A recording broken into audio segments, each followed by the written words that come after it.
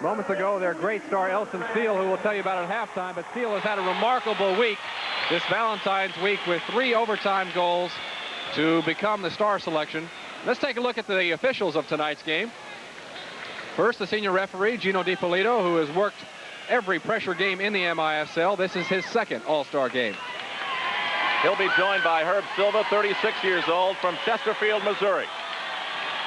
And our assistant referee will be in the box tonight, Anatol Popovich.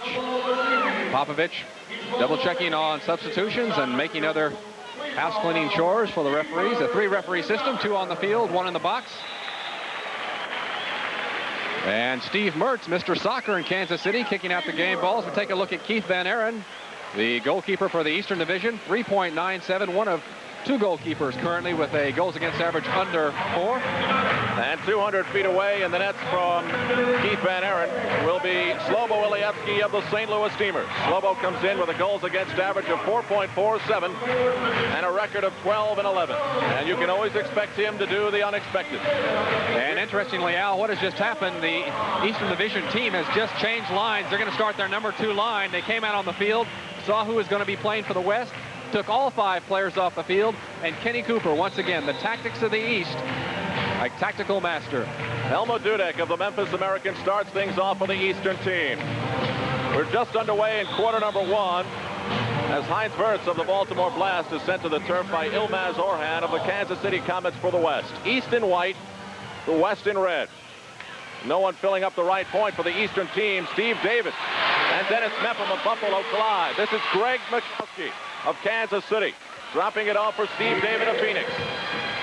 And a little bit of volleyball as we start the 4th annual Major Indoor Soccer League All-Star game. Jorgen Christensen of Wichita back now for Timmy Clark of Kansas City.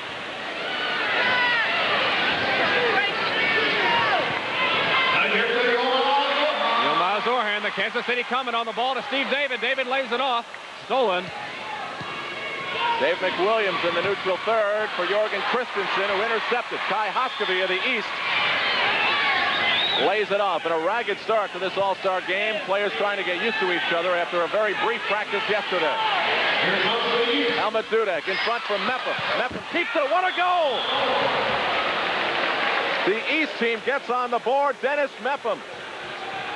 The All-American from Bowling Green State, the man who's the Iron Man of the Buffalo Stallions, Dennis Mepham, normally a defender, found himself in the scoring zone.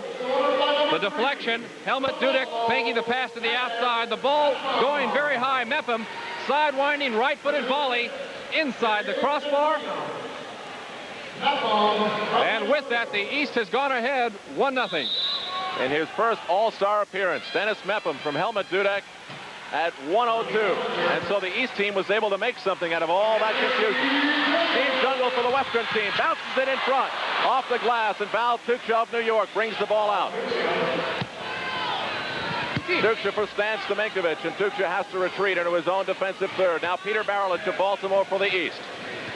Slides one across. John O'Hara of Pittsburgh, double teamed by Jungle and Julie B, the former Arrow teammates.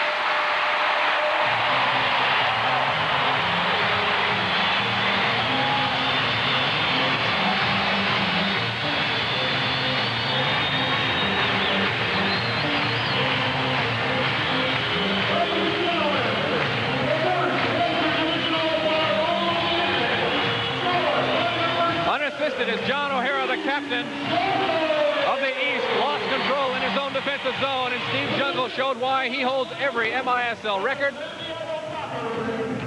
in the Major Indoor Soccer League, and he is the hope for the West that they can go 4-0 in MISL All-Star Series. 1:33 the time. Julie V to Steve Jungle. They used to do it all the time when they both played for New York. V now with San Diego. An All-Star record. 2 goals in 15 seconds. Here's Peter Barelich firing. Loose in front. Ilijevski may have slapped it away. Stan Terlecki working in the corner. Outside for Tucha, who shoots. It's blocked by Keogh. Barelich back out for John O'Hara. O'Hara, the captain of this Eastern team. Here he is, number 8 of Pittsburgh. Back for Val Tucha, last year's Defender of the Year. Barelich. Ty Keogh fronting him. 12:39 to go in quarter number 1. Terlecki working along the boards against Tony Bellinger of St. Louis. Terlecki gets free, but Steve Petra knocks him off the play. Here comes Bellinger. Bellinger broken up by Barrett and out for Steve Petra. Jungle lays it off for Julie B. Petra along the boards. He's hammered by Val Tucher, who makes a fine tackle. Christensen intercepts now for Julie B. B cuts to the inside, shoots. Didn't get enough on it. Another record set, Al, the earliest goal in the game, set by Dennis Mepham now with that 102 goal. Previously, Pat Ercole, 6-17 from the Eastern Conference in the 1981 All-Star Game. This is Val Tucher of New York now for Stan Terlecki. Last year, who shared the MVP record with Steve Jungle. Terlecki loses it, and Ilmaz Orhan picks it up for Kansas City and the Western team. Mikowski. And they crank up the Kansas City Comets theme music. Midnight Express. Kai Hoskevy loses in the midfield. Van Aaron way out of the net, could only use his feet. Sent in front again, it's chested away by Mepham. Taking his second turn on the field. Dennis Mepham, number 3 of the Buffalo Stallions. Playing for the East. Ahead of the play is Tony Bellinger. Dave McWilliams there, broken up by Christensen. His former teammate Helmut Dudek. Dudek of Memphis, Christensen, the captain of this Western squad, the great assist pass master. Steve David rifles one into the crowd, and it will be a goal kick for Keith Van Aaron. Steve David setting himself up. So far, a wild beginning in Kansas City. It's one for the East. Currently the number 1 goalkeeper in the Major Indoor Soccer League. Gives it right over to the West. Mikowski lays it off for Jorgen Christensen of the Wichita Wings. He slides one forward for Ilmaz Orhan, who could not control. Mikowski broken up by Wirtz. McWilliams for the East. For Kai Hoskevy, the flying Finn of Cleveland. He just dumps it into the corner. It's up to McWilliams to chase. But dropping back for the West is Kim Rundved, the smooth Danish defender. Christensen now for the speedy Steve David. Broken up by Mepham, who's playing a heck of a game so far. Mepham lays it off for McWilliams. Broken up by David. Steve David, who can fly. He comes to center. Shoots. Saved by Van Aaron. A rocket by David, who can run the 110-1. And that's the 100 meters, not the 100 yards. Helmut Dudek of Memphis to his teammate Stan Stamenkovic. East on the move. And watch this guy work with the ball. Stamenkovic still with it. Slides it inside for Hoskevy. Broken up by Ilijevski. Another save. Overshot by Tucher.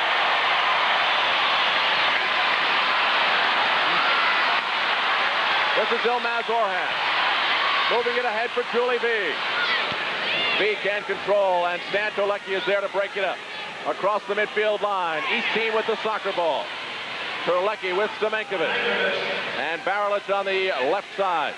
It's Tucher and O'Hara on defense. Broken up by Bellinger. Terlecki still continuing to pound away in the corners. Al, this game has an intensity that we have not seen in previous All-Star broadcasts or All-Star games. Once again, reminding you, the West ahead of this series, 3-0. Something the Stars of the East have not enjoyed having to suffer from. Steve Jungle had the ball taken away. This is Peter Baralich. Now for Val Tucher of New York. East team with the ball. Nice flick on the back heel by Stamenkovic, but Ilijevski was wise to it and made the save.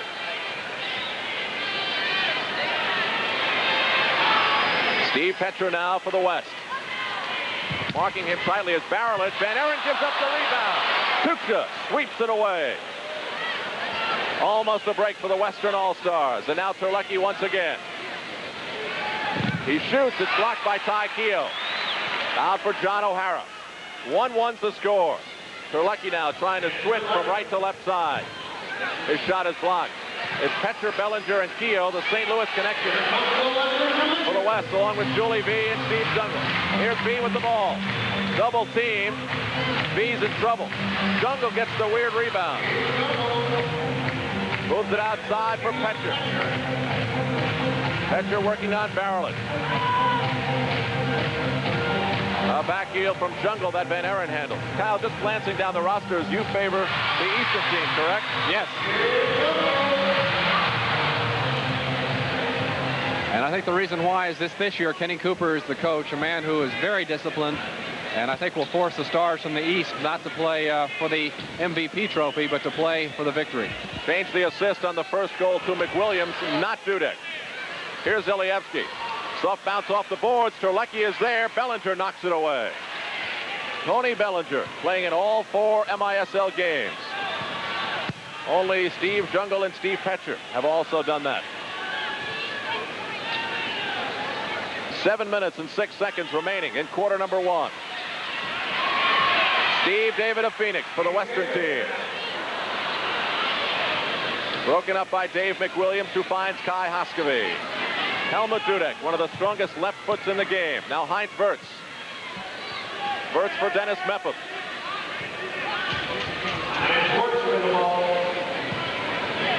For McWilliams. Soft pass for Wirtz. And the East team takes a breath by bringing it out to the midfield lines. Orhan takes it away from Mepham. Looked like he was holding Orhan, but Orhan stays on the ball. Out for Kim Rundved. Rundved. His pass intended for Orhan, intercepted by Dennis Mepham. Mepham's pass for Heinz Wirtz. Broken up by Kim Rundved. Now Orhan on the ball. Here comes the West. Bad pass by Orhan, broken up by McWilliams. Here's Kai Hoskevy. And his pass for Wirtz forces a foul, and the Western team has a free kick.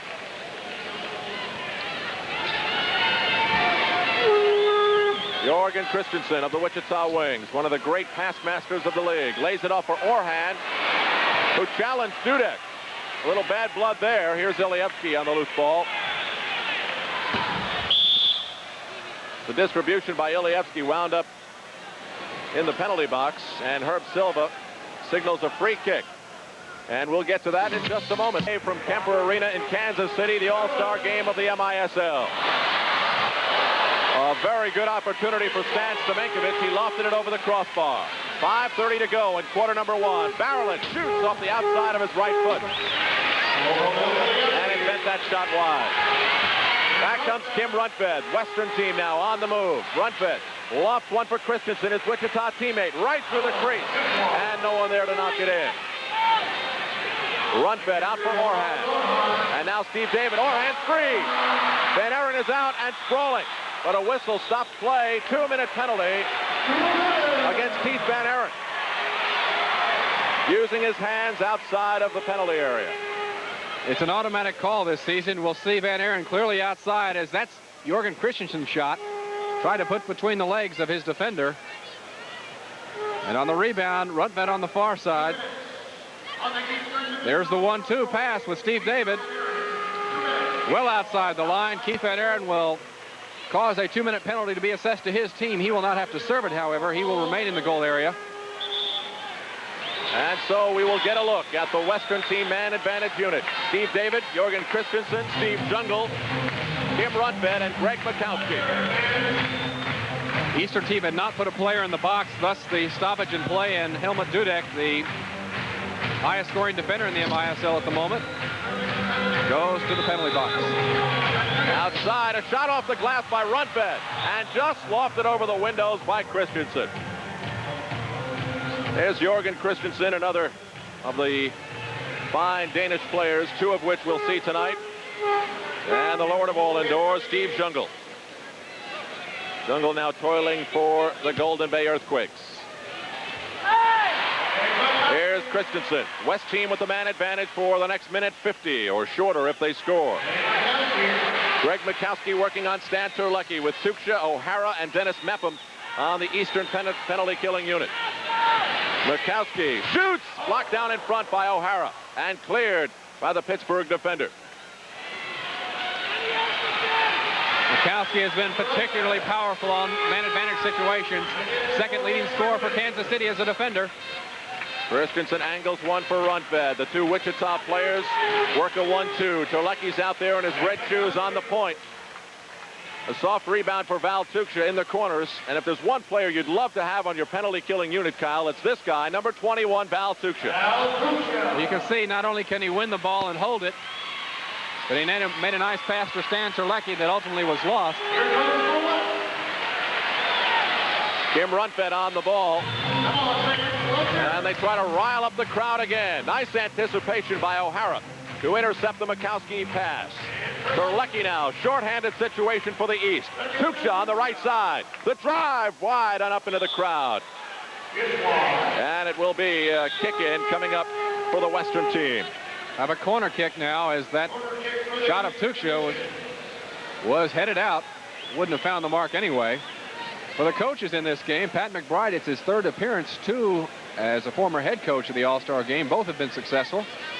And this is his first as an assistant. Dave Clements making his first appearance. The Western team with 38 seconds left to go on their man advantage. We have 3:40 to go in quarter number 1. And the score is tied at 1.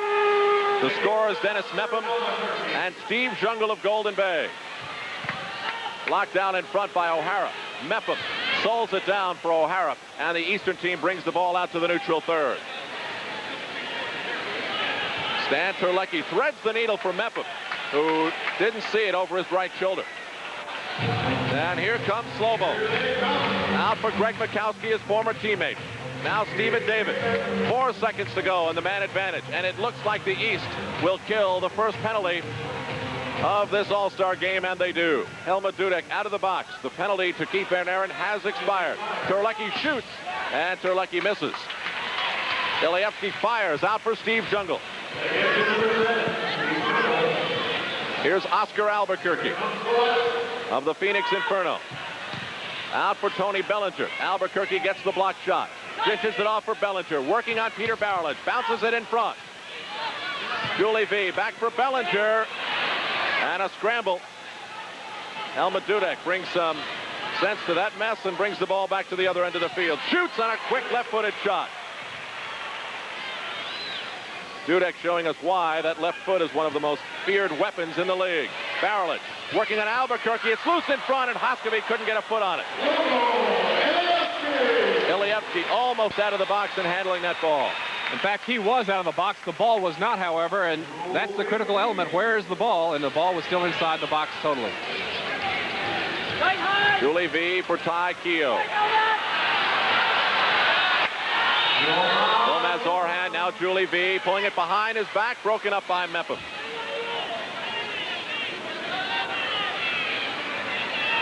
And back comes the Stallion, Dennis Mepham. Kai Hoskevy, 1-on-3. Hoskevy waits for a couple of teammates. He's got Barrelage on his left and Tuksha on his right. Val Tuksha down inside for Hoskevy, trying to ward off Greg Mikowski. Right on Ilijevski on the shot. Out for Julie V. V's pass broken up by Heinz Wirtz. And now Tuksha once again. Tuksha penetrates the Western zone. Across for Dudek, and easily Steve David breaks up the play. David coming in off the bench, and Tuksha did not see him making that substitution. Steve David, 1-on-3, can't get by Val Tuksha. David all by himself, kick save by Van Aaron. It's amazing he got a shot off 1-on-3. Against the top-notch defenders in the league. 42 seconds to go. 1-1's the score. Steve Petcher, the only captain the Steamers have ever known. Petcher back for Orhan. They used to be teammates. Now Ty Keogh for Tony Bellinger. They are teammates. 25 seconds to go. David can't get that pass. Here's Pato Marhedic, one of the flashiest players in soccer. Helmut Dudek for John O'Hara. O'Hara for Stan Stamenkovic. 6 seconds to go in the quarter. Stamenkovic working, and just over the glass with 1 tick of the clock to go. This first quarter certainly had an intense beginning. And it'll take a miracle for the East team to knock one in here. Only 1 second to go. Stamenkovic, and the buzzer sounds. Those 4 players that have been in the loop all 5 years, Keith Van Aaron, Steve Jungle, Ty Keogh, and Luis Alberto. Of course, Shep Messing would have been another, but he is not here tonight. Recovering from a kidney injury in New York, and of course, we wish Shep all the best. Doesn't seem the same without him here. Jorgen Christensen for the Western All-Stars. Ahead for Steve Jungle. Julie V battling with John O'Hara. It's O'Hara, Tuksha, Terlecki, Barilich, and Stamenkovic for the East. V, Christensen, Jungle, Rundved, and Makowski for the West. This is Val Tuksha. Hands it away. Rundved shoots, and O'Hara blocked the shot. Terlecki's on the run. Julie V trying to recover. Terlecki comes in, shoots, and a kick save by Slobo Ilijevski. 50 seconds deep in the second quarter. And they rile the folks up again at Kemper Arena. And the game now a little bit sloppy because I think the players on both teams all know how to defend, all very quick. And Stamenkovic out for Peter Barilich. Barilich trying to work his way through. It is cleared by Kim Rundved. Dennis Mepham trying to work something with Peter Barilich. It didn't work that time. Ilijevski leaves his office for a moment and finds Greg Makowski. And of course, if Greg Makowski, Ilmaz Orhan, or Timmy Clark score tonight, this place will explode. Steve David working on Dennis Mepham. David shoots, and a very quick save by Keith Van Aaron. Van Aaron plays the rebound on a sliding save. What a great opportunity to see why Keith Van Aaron is a league leader in goals against. Ilmaz Orhan working on Helmut Dudek. Inside for David. Works the 1-2 with Orhan. Wide open outside is Bellinger. Don Tobin of Los Angeles on the field for the West for the first time. Stan Terlecki pulls the ball away. And another fine exhibition of ball control in tight spaces by the Polish star Stan Terlecki. Here's Dennis Mepham. Ahead for Pato Marhedic. Don Tobin intercepts, and now Orhan feeds Steve Petcher. Petcher running with Marhedic. Petcher brings the ball in front, but the pass took a bad bounce off the glass. It was a little too high as well. Here's Don Tobin, the Lasers' leading scorer. Sans his leather pants that he's become so well known for. Ilmaz Orhan weaving a pass. Left side, Bellinger. Didn't get the shot off as Dudek came flying through the air and will have dangerous play. You're going to call holding or handball on Helmut Dudek, who played with the Western All-Stars last season before Memphis was moved to the Eastern Division in this offseason. Stan Terlecki, Pato Marhedic, Peter Barilich, along with Dudek and Mepham on defense. Here's Orhan from Kansas City and the West. Shoots, it's in!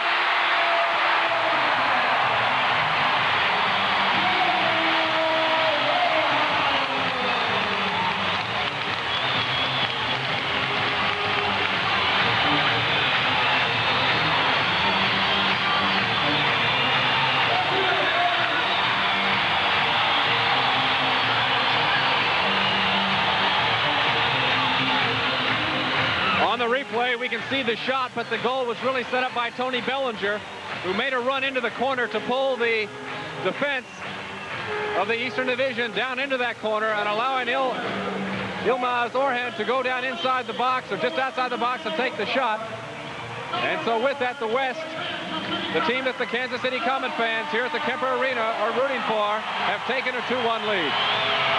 First All-Star goal for Ilmaz Orhan, who is so often called flamboyant. And with his victory dance, I believe that you can see why. From the city that gave us Gene Harlow, Harry Truman, Satchel Paige, Casey Stengel, and Mickey Mouse. He's played with Buffalo and with St. Louis. Kai Hoskevy. Now for Val Tuksha, the Eastern team in a hole. Helmut Dudek, rather Heinz Wirtz along the boards. That ball skips up into the crowd. And we'll have a kick in for the Eastern All-Stars. In the nets for the West, Slobo Ilijevski. In the nets for the East for now, Keith Van Aaron. Heinz Wirtz of Baltimore gets back. Wirtz, who tore up a contract in Chicago because he fell in love with the city of Baltimore, lays it off for O'Hara. Outside for Pada Marhadic. Marhadic gets around Timmy Clark, the Kansas City defender for the West. And the Western team breaks out. Ty Keel for Adi Coker. Coker comes in and Tuksha collide, and the two former New York teammates meet, and Val Tuksha wins the battle. There are 4 former champion arrows on both rosters. Julie V, Adi Coker, Steve Jungle, and Luis Alberto. And of course, Val Tuksha and Zoltan Toth, who have also won championships in this league. Kick in for the West. Another testament to Don Popovich and his scouting abilities. Well, there is no one in the league that has provided more players than Don Popovich. We've had our first 3-line pass. Ball clearing midfield without touching a player or the field itself. All is not well with Don Popovich these days. We'll tell you about that at halftime. Adi Coker working the ball tight to the body on Val Tuksha. Out for Timmy Clark, a native St. Louis, and broken up. Kai Hoskevy lays it off for O'Hara. And now Hoskevy, who appeared in the first All-Star game at the Checkerdome for Val Tuksha. Tuksha shoots, and Ilijevski saves. Tuksha, one of a few defenders in this league to have scored a hat trick, is not afraid to take a shot these days. With the absence of Steve Jungle, the leadership role on New York is wide open.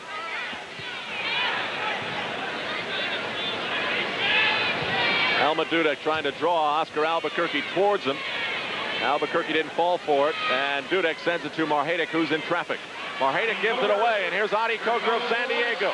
Coker comes in and shoots it wide. Van Aaron made a fine play cutting off the angle. Right now, Van Aaron with a goals against mark under 4. He told me he's going to go after that record set by Slobo Ilijevski last year, 3.85. Now there are only 4 players on the field for the Eastern Division. They've, in substitutions, left someone off. Peter Barilich now comes on the field. There's Helmut Dudek firing with his left foot.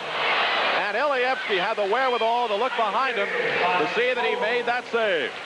Boy, can he fire with that left foot. Dudek with the sinker. He's 6 for 6. There's the magic man, Stavenkovic. With Mikowski shutting him down in front. Terlecki shoots wide. Julie V now as the West takes a deep breath. That was close. The Western team with the ball and the lead. 9:04 to go in quarter number 2. Barilich fighting with Mikowski, and of course the Comets fans don't like that. I don't think, Al, we've ever seen as many steals in a team's defensive zone as we have tonight by these forwards, but the forwards on both teams are so quick. There's Terlecki trying to find Mepham, loose in front. Stan Stamenkovic. But give a lot of credit to Stan Terlecki and Dennis Mepham. Mepham, the defender on the left side, gave about a 60-yard sprint to get into possession and really made it happen. Stamenkovic was solid in the box. There's the good pass from Terlecki. Mepham with the hustle gets it inside. Stamenkovic whiffs once, finally gets it in. Stamenkovic, who scored a goal and had an assist in last year's MISL game. There you see Stan inside, takes it off the thigh. Toe pokes it into the net before Mikowski. And we've got a 2-2 ball game. They issue 1 assist in the MISL. That's to Dennis Mepham, who right now has got to be up there in the MVP minds of the press assembled here at Kemper Arena. Mepham the assist at 7:07. And we're tied at 2. Stamenkovic shoots. It's in the net. Gimpy, knee and all, Stan Stamenkovic has scored twice, and he doesn't score many of his goals on the road. Well, this is not the road. This is before his peers. This is before our national TV audience. This is a different environment for Stan Stamenkovic, former Yugoslavian star who has had 3 knee surgeries. You can see that right knee taped up. Gets by Mikowski, steps over the ball twice, pulls it back. It is partially blocked by Ilijevski, but it goes into the net.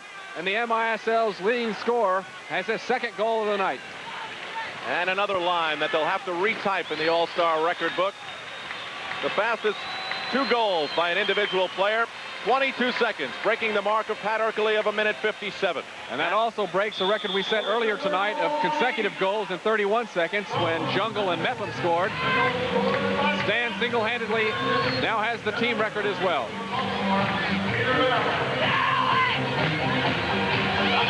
Keith Van Aaron with the soccer ball. 7:14 to go in a very exciting second quarter here at Kemper Arena. Dave McWilliams broken up by Ilijevski. He's out of the office again. And back comes the West. For Don Tobin. Tobin, a very talented midfielder for Ilmaz Orhan, a goal scorer in the game.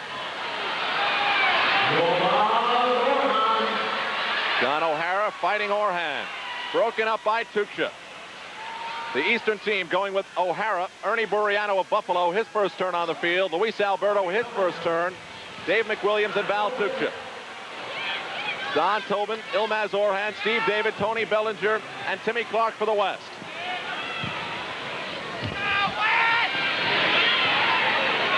Timmy Clark, the MVP of the 1979 NCAA tournament when SIU Edwardsville captured the national championship. Passes it off to another native St. Louis and Tony Bellinger. Bellinger with that cast on his right forearm hopes to get rid of that someday, but he's got to get rid of a couple of plates that still remain in that arm. Here's Orhan getting behind Buriano, but meeting O'Hara in the corner. And Gino DiPolito says free kick for the East. Foul, rather, for the West. Boarding called on that man, John O'Hara, the All-American 2 times from the University of Pittsburgh. Another interesting note, both the goalkeepers in the game right now have scored goals in this league. So you can see an offensive dimension possibly developing in this game from the 2 goalkeepers. 5:47 to go. So each of those goalkeepers scored differently. Van Aaron scoring with the throw. This man, Slobo Ilijevski, scoring with his foot. So you can score using your hands. You can if you can bounce the ball in midfield and not have a 3-line pass called on you. Steve David fighting John O'Hara. And the Western team slides back into the neutral third, regrouping. Dump and chase for Steve David. Van Aaron out. Clears for Val Tuksha. Tuksha fighting Ilmaz Orhan of Kansas City and the West. Here's Dave McWilliams. McWilliams of the Baltimore Blast. And he was held. Here's Luis Alberto, formerly with New York, now with Cleveland. Buriano of Buffalo for Alberto. One of the craftiest players in the game. Out for Dudek. Fires with his left foot. The rebound comes all the way out for Adi Coker. Coker on the run. Running with him is Dudek.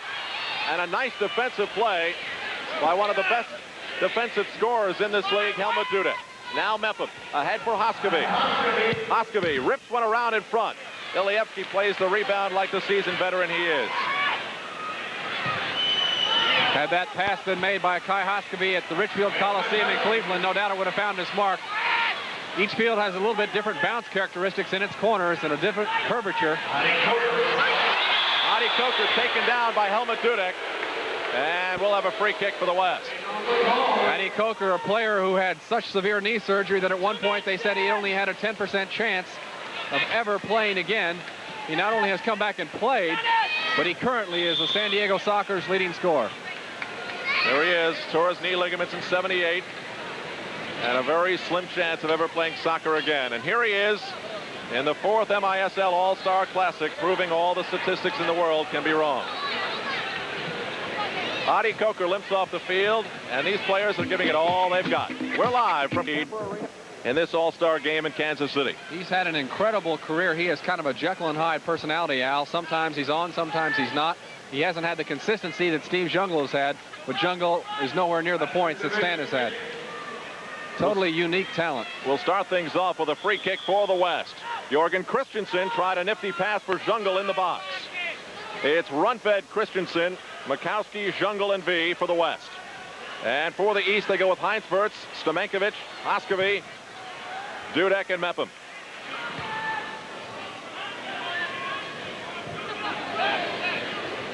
Mepham soft touch out for Heinz Wirtz. And now Kai Hoskevy. Hoskevy for Mepham. Look out. It's got to be. Ilijevski, who comes out of the box so often, anticipated that he could get to the ball first, but was unable to. Remember in the playoffs, the first year of the playoffs, a massive collision, and a player had a separated shoulder? Well, Peter Durden, right. for New York back then, happened the same exact way. Both players keeping their eye on the ball. Helmut Dudek now for Kai Haskevy. Dennis Mepham inside for Stamenkovic. Dangerous play will be called against Stamenkovic. For the high kicking. Another great opportunity there for the Eastern Division.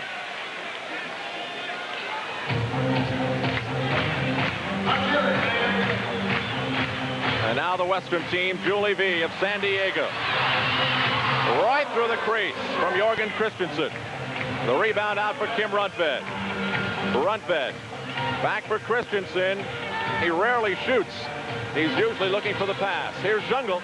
Out for V. Getting through. Great save by Van Aren. Another stop on the line by Kai Haskevy. And the West team came very close.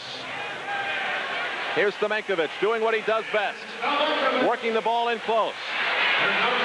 Stamenkovic coming in, spinning. It's in! What a goal! Unbelievable! You have just seen one of the most spectacular goals ever scored in the Major Indoor Soccer League. This is why they call him the magician.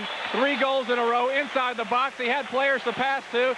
They were covered up. Comes back the other way. Rundved is there, unable to do anything. And Stamenkovic with the back heel has now scored a hat trick, all in the second quarter, to give the East a 4-2 lead. What else can you say? A hat trick for Stan Stamenkovic.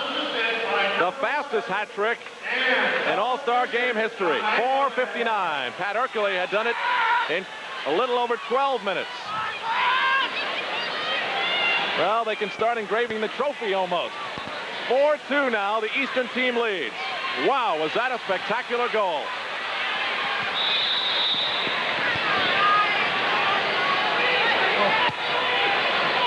Tony Bellinger for the West.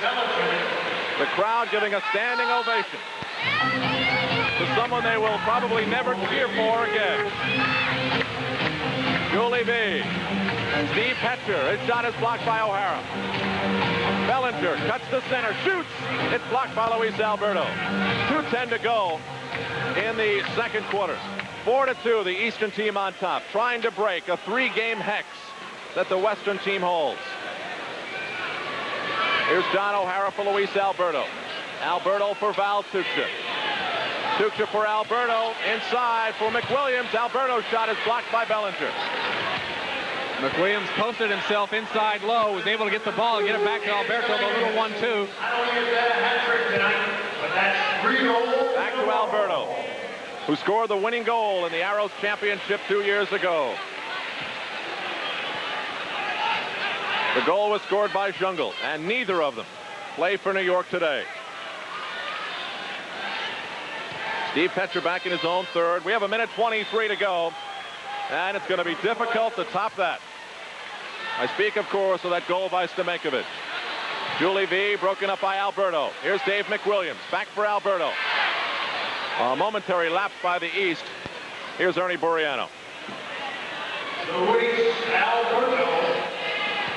The crafty Argentinian Alberto for Val Tuchka. For John O'Hara, now Buriano.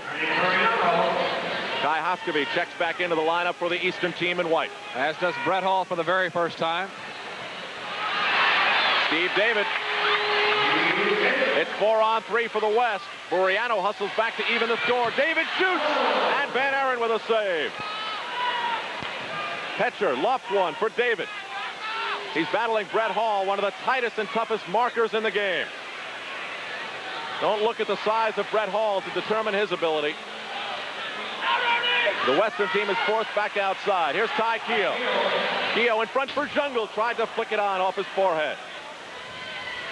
John O'Hara tries to clear. Broken up by Bellinger. Here's Petcher. But Haskevy is in front. Hoskevy of Cleveland for the East. Looks up at the clock. It tells him there are 5 seconds left. And 4. Here's Hoskevy. Down low for McWilliams. His shot off target. At Kemper Arena in Kansas City. A fantastic performance by Stan Stomenkovic, giving the East a lead, at least for now. East 4, West 2. Hat-trick. He's the first player in MISL All-Star history to have a hat-trick in 1 quarter. Well, we are enjoying this game, but yesterday in Kansas City, we enjoyed something of a different sort. Everybody from the MISL assembling in Kansas City for a luncheon to honor some of the past players and just to get together to talk about the All-Star game of tonight. Steve Grad reports. What would an all-star game be without an all-star luncheon? An all-star luncheon is a tradition so strong it almost seems to be a law. And why not? It's the perfect setting to recognize outstanding league achievements. The 1981-82 season coach of the year. The only comment I have to say is that I've always queried in the past some of the selections my fellow coaches have made, but this one I really go along with. Thank you. Of course, when you have numerous awards, you need a master of ceremonies who keeps things going. The voice of MISL soccer, Al Trotwig, did his job exceptionally well. Just listen to some of these short, to-the-point reception speeches. This honor is not just for me, this is for all team. Thank you. In fact, some of the presentations took longer than some of the acceptance speeches. You're the best defender in the league as voted by your peers. Thank you. You're all muscle. You're an Iron Man. You're most feared. I'm glad I don't have to be out there with you. Congratulations. Thank you.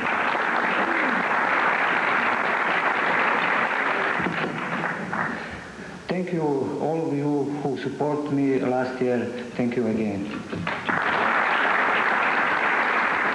And of course, what would an all-star game luncheon be without impassioned talks by the coaches of the opposing sides? They are some of the finest professional soccer players that I've had the pleasure to be around. We have the opportunity tomorrow night, through the magic of television and the media, to put on a show, to put on a spectacle. And that's what we're going to do. There's one thing about following Kenny Cooper and having chatted to him about what you want to talk about, there ain't much left. All-star champions from the Western Division.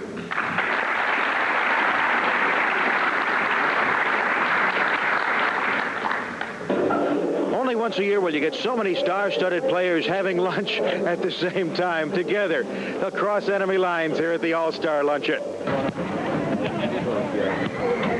But to prevent the players from just sitting around getting fat and sassy while eating and drinking at the luncheon, both coaches scheduled workouts immediately after the festivities. That should help burn off some of those excess calories which come with whipped cream-covered cherry cheesecake. This is Steve Grad reporting for the USA Cable Network. Well, Kyle, yesterday Kenny Cooper said we have the opportunity to put on a show, and I think the players are living up to his words. Well, they did do that tonight. They also put on a show yesterday. Several of those people I had never seen in a three-piece suit before.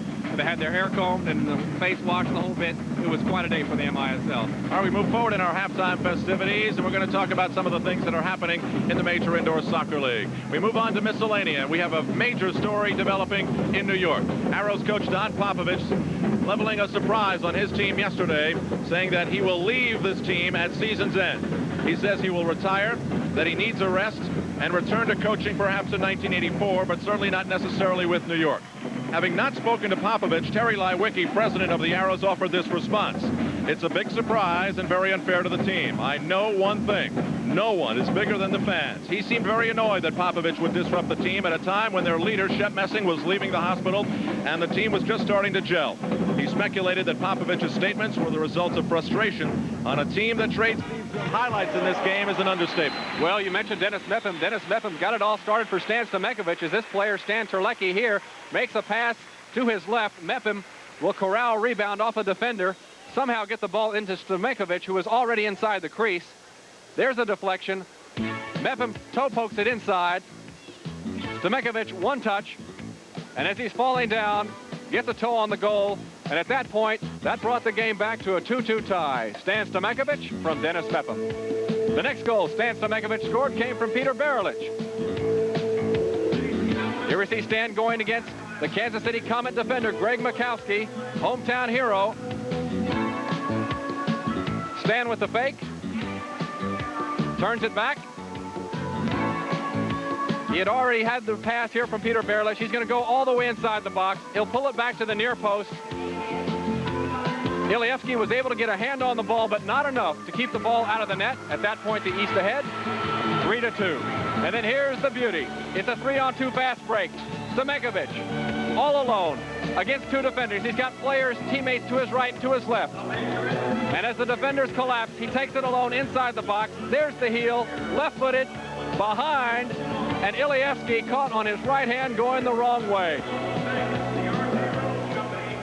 The amazing thing about that goal was Ilijevski missed by about an inch of making it no goal. Joining us here in the booth, the man who's made so much of the excitement, the lasers and the music, Tim, you know what I'm talking about. Joining us is Tim Ilijevski, the Vice President and General Manager of the Kansas City Comets. What do you got for us here? Well, Kyle, on behalf, I saw... You can call me Al. Oh, Al, I'm sorry. Are you Kyle?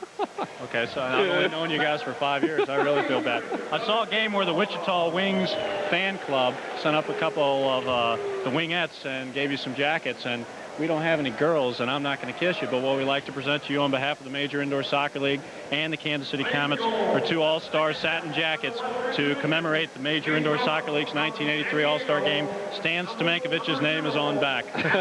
Tim, we appreciate it. For the founder of the man who started the whole concept of hot winter nights, this perhaps is a little bit inappropriate, but we take it as a great gesture, and we may give a vote or two to the fans of Kansas City, but Wichita is still pretty tough. Timmy, thank you very much. And, of course, we have more of the Major Indoor Soccer League to come your way on USA. And look out, Wichita, because here we come. On March 2nd, it will be the Wichita Wings and the Buffalo Stallions. Coming your way right here on USA, 8:30 Eastern from the Kansas Coliseum. We'll be back with more. It's the East 4, the West 2. Back for the second half after this. At Kemper Arena for the start of the second half. Looking at our goalkeepers, new Zoltan Toth, the New York Arrow goalkeeper with a 3.99 goals against average. Replacing Shep Messing. On the other end, we've got the only player in the MISL with a helmet on, Alan Mayer, goalkeeper for San Diego. And you can see why Mayer wears a helmet. He's had, 9 concussions? At least. 4.32 goals against for Alan Mayer. Toth, by the way, the number 2 goalkeeper in the league. So the East team comes into this game with the top 2 keepers. It's in the net on a weird deflection.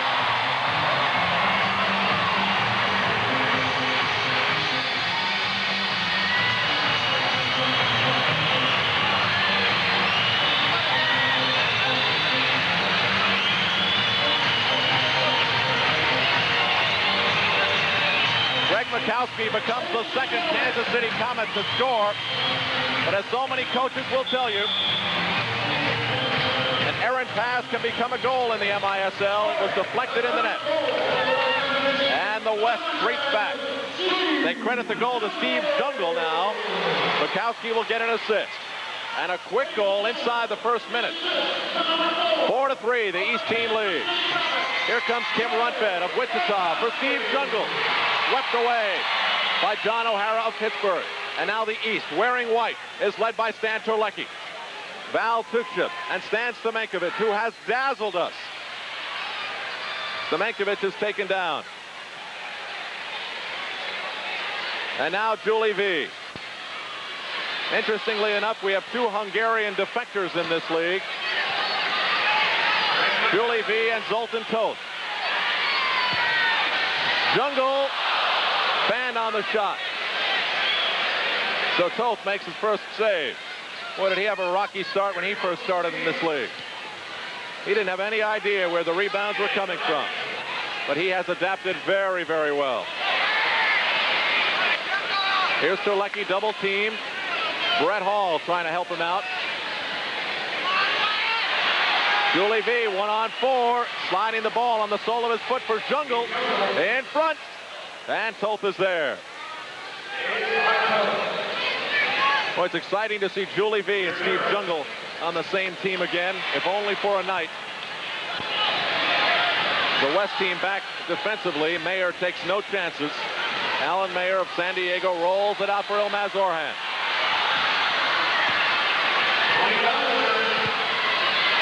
Bellinger gets a pass by Hoskevy. Here comes Orhan. Toth meets him at the boards. The ball pops out.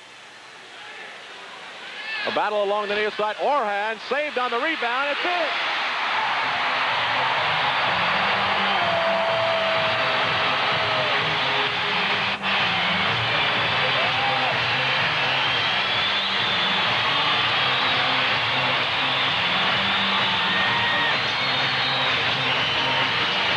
Tony Bellinger, one of only 3 men tonight who has played in every MISL All-Star game, will remember the U.S. Olympic and U.S. national teams, and a player that the people in Kansas City have been loath to cheer for in past, have now risen to their feet as Tony Bellinger has put the West back in the ball game with a 4-4 score off a neat goal, similar to what we showed you at the opening of the show, the goal that he had scored against Wichita earlier this year on USA. And so, the East team wants to take a break, and they call timeout.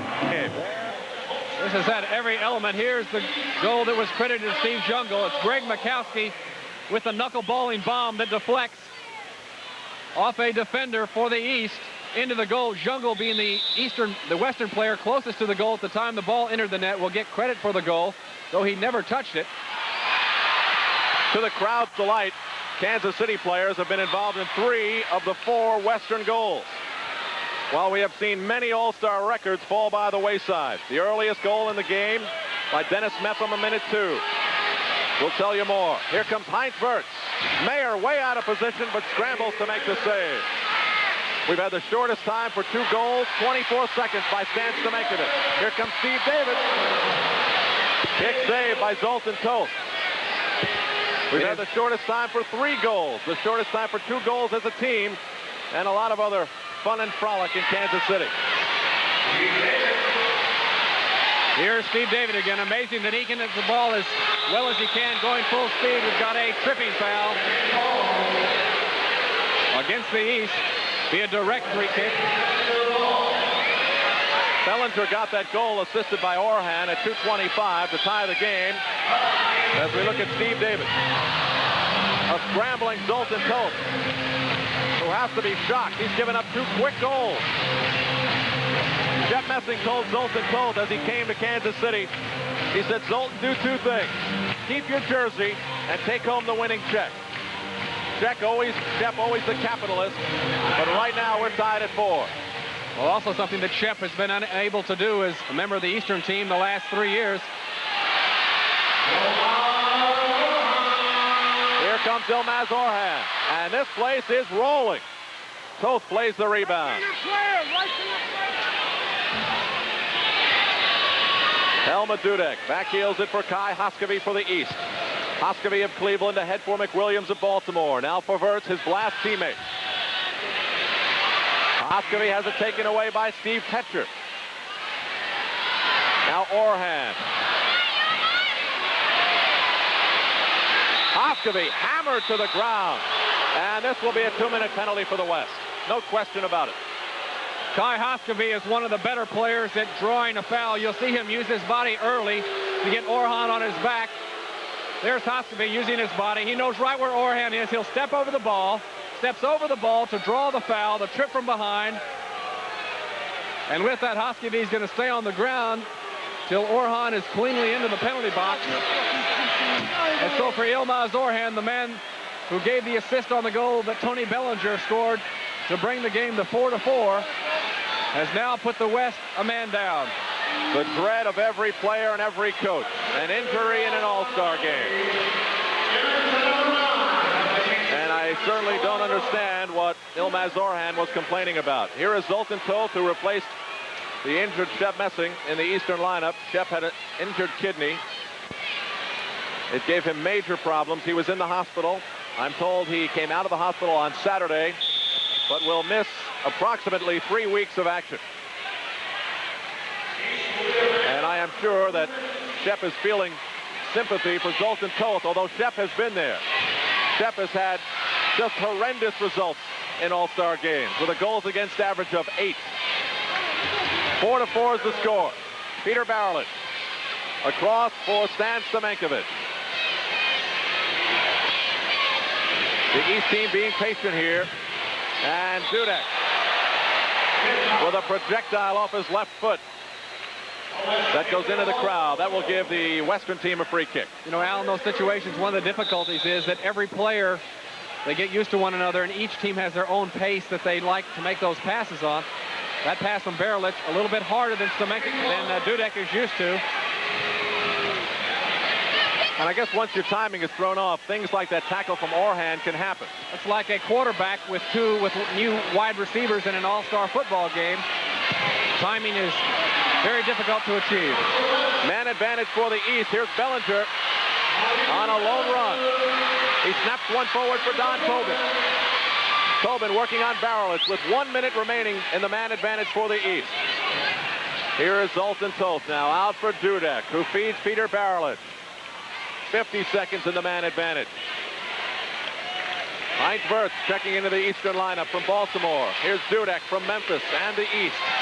Timmy Clark defends Wirtz. Now Barilich marked by Tobin. The corner for Terlecki marked by Petcher. As the Western team goes for a simple four-man box defense. And now they switch it to a diamond with Clark at the point. Dudek being given his money's worth by Tony Bellinger. Here's Barilich now for Terlecki. Eastern team had a 4-2 lead. The Western team has roared back in this, the third quarter. Headed down by Timmy Clark. He's on the run. But he is out paced by Helmut Dudek. And the Western team has killed the penalty. So both time penalties in this game have been killed. Here's Dudek coming in. He's taken down by Ty Keogh. Makowski scrambling. Rush hour in the penalty area. And Terlecki just missed high. Out for Dudek. He shoots. It's blocked by Keogh. Rebound out for Peter Barilich. The pulse of this game quickening. Heinz Wirtz. Double team, that forces the pass. This is Dennis Mepham into your picture. Soft one in the corner for Wirtz. Cleared by Kim Rundfed. Out for Steve Jungle.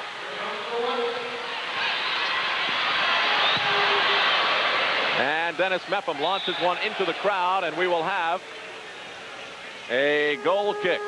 Dennis Mepham, an assist and a goal in this game. Got to be a big thrill for him. Oh, that being the old saying, though, when in doubt, kick it out, and Mepham certainly did that. But for Dennis Mepham, who played in his first All-Star game, we see the Alan Mayer record, 92 minutes and 28 seconds without allowing a goal. He also has two other records, both around 50 minutes.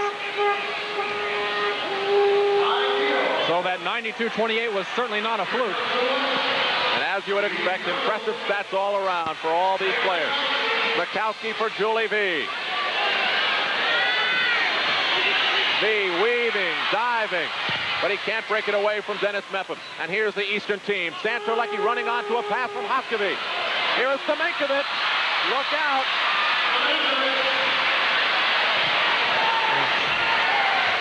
This crowd was buzzing. They thought Stamenkovic could do it again. He wound up going for the pass, and here he is again. For Terlecki, his shot blocked by Rundfed. Another block by Rundfed.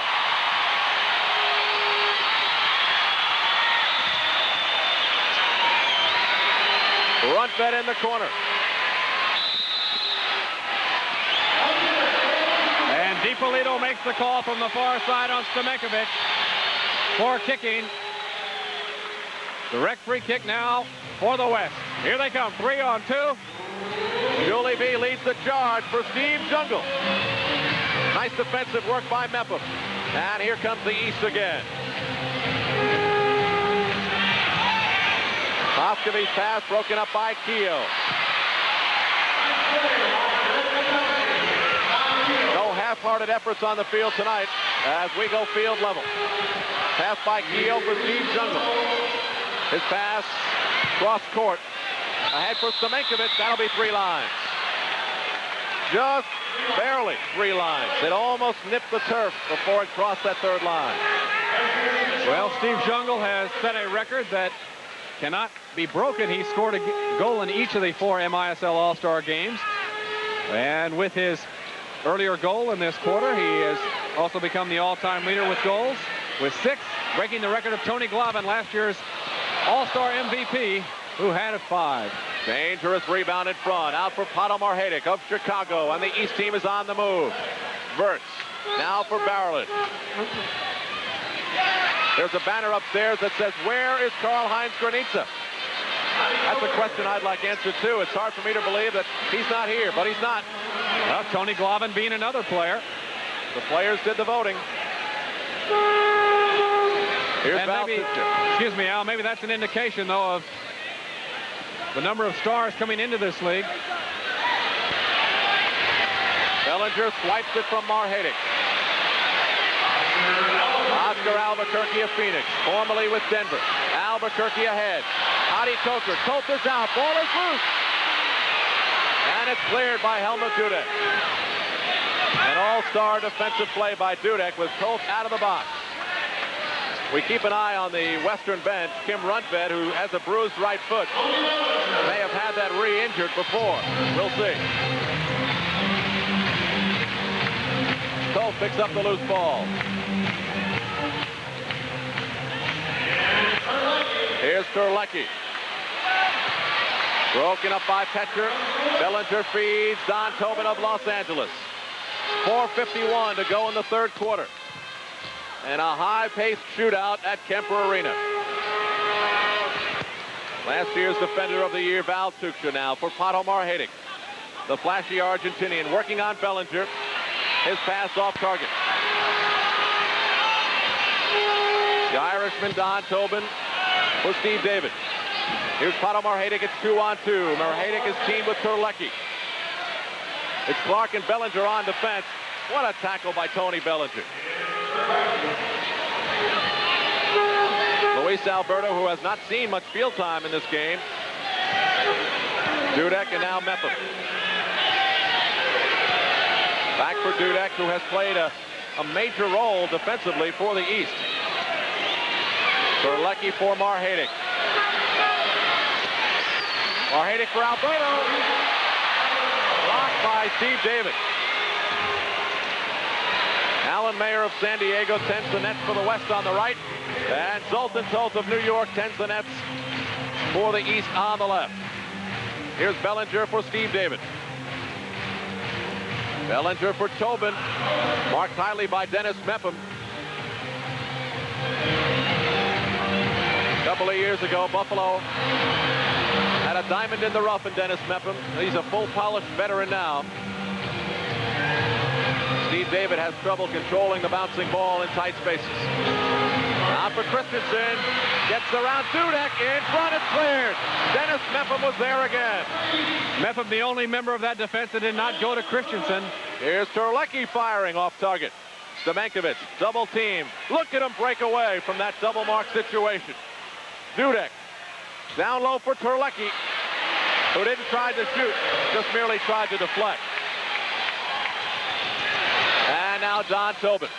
2:48 to go in quarter number 3. We are tied at 4. Steve David. And the Eastern defensive unit proving strong once again. Mepham coming back.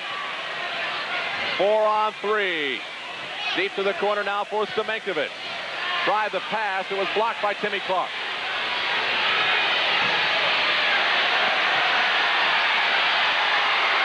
The crowd cheering the fact that the Eastern team has been forced back out to the midfield. Here's Steve Jungle breaking away with Orhan. Orhan with the pass. Back for Jungle. No goal. No goal. Hey, Steve, this is an all-star game.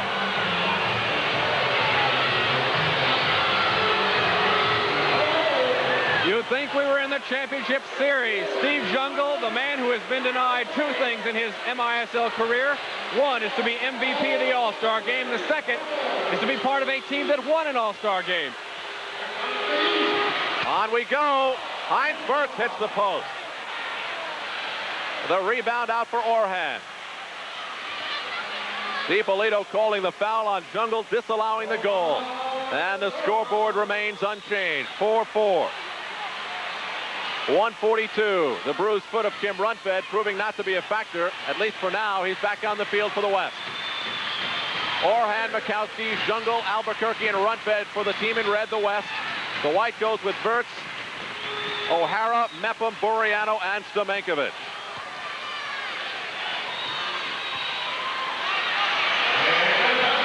Greg Mikowski shoots. It's deflected in front by Orhan, but it's still missed.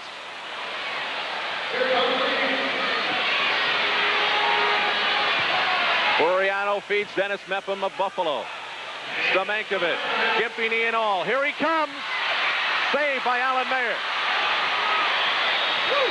Out from Mepham, fakes the shot, goes for his Buffalo teammate Buriano. Broken up by Orhan for the West. 50 seconds to go in the third quarter. Out for Barrelage, he shoots, saved by Alan Mayer. Foul against the Eastern team, Peter Barrelage. 45 seconds left to go in quarter number 3. The Eastern team tied with the West, 4-4.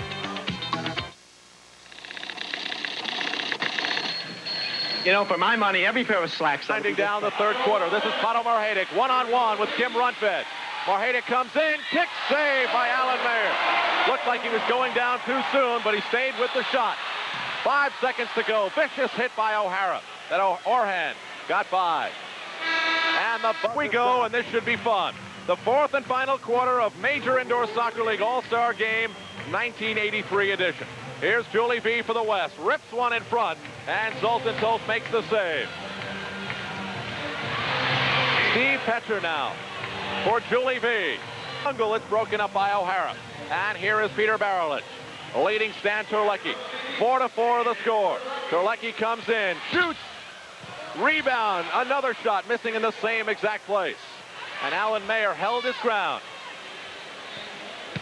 Photographers lining the field, recording it for posterity tomorrow in the papers you'll wake up with. Stan Stamenkovic in traffic. The fans here, you'd never know that the team in red was not the Kansas City Comets the way they're cheering. And what's amazing is that the team in red has players from their bitterest rivals, teams from Wichita and teams from St. Louis. Steve Petcher from the St. Louis Steamers for Steve Jungle. Probably a man he hates to pass the ball to. It was Jungle who beat Petcher 2 years ago. But for tonight, they play on the same team. Here is Stan Terlecki, the Polish wizard from Pittsburgh. And cleared by Jorgen Christensen. Out for Jungle. Jungle thought he had another goal in this game that was taken away that would have given him the hat trick. Stamenkovic right now for the East has the hat trick. Here's V. Great save by Toth. Zoltan looked like he was going down on his rear a little too soon, but he did make the save. Back comes Stan Terlecki. Terlecki with his right foot tried to snap that ball around Alan Mayer. Here's Barrelage. Very crafty, very cagey. You never know when he's going to pass or shoot. And Barrelage has the unique ability to be able to do both with great accuracy. Alan Mayer gives up a rebound, but his defense covers up.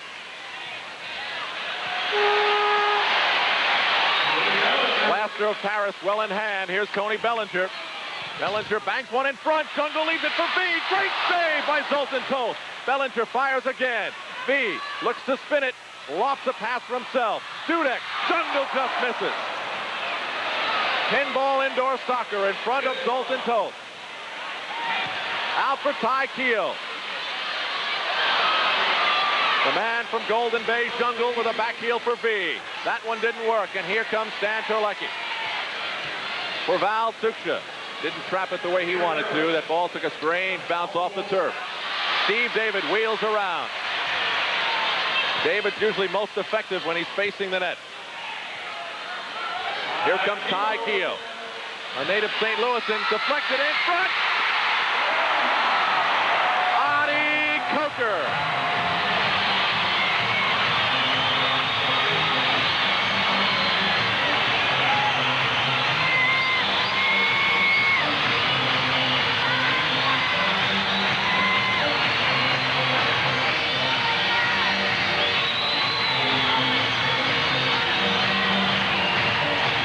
Coker, who had no blast in Baltimore while he played for the coach that he is beating tonight, Kenny Cooper. Steve David whiffs a little bit, gets it over to Coker. Coker on the deflection. beating Zoltan Toth. The West has now gone back up. The agonizing look of Zoltan Toth as he watched that ball roll across the goal line. So Adi Coker, who won a championship in New York, beats one of the New York representatives in this game, Zoltan Toth. From Steve David at 3:04, West team with the lead. Here comes Mikowski driving in. Rebound out for Kim Rundfeld. Now for Greg Face Mikowski. Mikowski can give you some of the most interesting looks you've seen since you walked into a wedding with a t-shirt and shorts. Steve David in the corner, being marked tightly by little Brett Hall, and out to Kai Hoskevy. The West team leads at 5-4. For Padomar Haydick. For Kai Hoskevy. Bounds one in front. What a play by Mikowski to anticipate the rebound. Christensen for Mikowski. West team 3-on-3. Mikowski, David, Jungle, Rundfeld, and Christensen. And for the East, in white, it's Bert Dudek, Paul Hoskevy, and Mark Haydick. And once again, an injured player. But on we go. This is a non-stop game, and they're playing like it. Padomar Haydick, broken up by Christensen. Alan Mayer tosses it out for Julie V. V weaving through Dudek and Heinz Wirtz. Rundfeld pulls the ball away from Hall, rips the left-footed shot that was knocked down in front. I don't think Toth saw it at all, Al. He was screened by another player. Marhadic thought that ball was going to Elma Dudek, but the East team was making a change. Here's Terlecki back on again. Left wing for Buriano. Intercepted by Steve Jungle, playing defense. Back comes B. Jungle on the right side. Saved by Zoltan Toth. Boy, Steve Jungle wants it, and he wants it bad. Jungle making the defensive tackle at one end of the field and then coming roaring back to lead the charge the other way. He's never been the All-Star MVP. He's never been on the winning side, as Kyle told you earlier. 9.5 to go in a wild fourth quarter. If you're not enjoying this, check your pulse. Adi Coker now back on. Coker from Lagos, Nigeria, who became an American citizen last year, scoring a goal to put the West team on top. And Coker is sent hard to the turf by Val Tuchia. Foul will be for obstruction as Coker was able to toe poke it by Tuchia. And Tuchia, using that very strong upper body, just blocked the path. And after you've tried to get around Val Tuchia for an entire game, you probably feel like you've been in a car accident. Here's John O'Hara of the Pittsburgh Spirit back for Zoltan Toth. Toth sends it out for Stan Terlecki.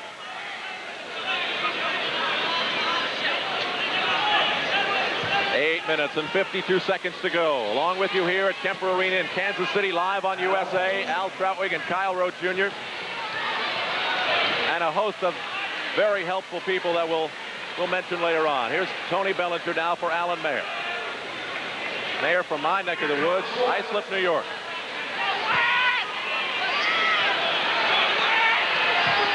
Bellinger ahead for Steve David. Right in front of referee Gino DiPolito. Oscar Albuquerque now for Steve Petcher. The West trying to increase their lead. Petcher fires. Great save by Toth. Kyle, I think he goes down too soon on numerous occasions. But he's got that successful style. Well, he certainly played the angle very well. Came out. As we look on the other end, Alan Mayer, not known for great foot skills, makes a very pragmatic and successful kick out to remove the pressure. And now it's Coker the other way. It's Petcher going 1-against-1. Petcher comes in. Toth is out. Unlike Mayer, Toth is very good with his feet. Steve Petcher kicks the boards in disgust. And the crowd echoes their disapproval. I thought it was a great call. 5-4. The West team leads the East. The plot thickens at Kemper Arena in Kansas City, Missouri. We'll be right back. Soccer League All-Stars, all 32 of them, have answered the challenge of the state of Missouri. Show me. And they are. Here comes Albuquerque. Tackled off the play by Dudek, and these guys are playing for keeps. Julie V, double team. Out for Rundfed, off the outside of his right foot. Not the shot he wanted. Rundfed out for Timmy Clark. For Oscar Albuquerque. And listen to these people here.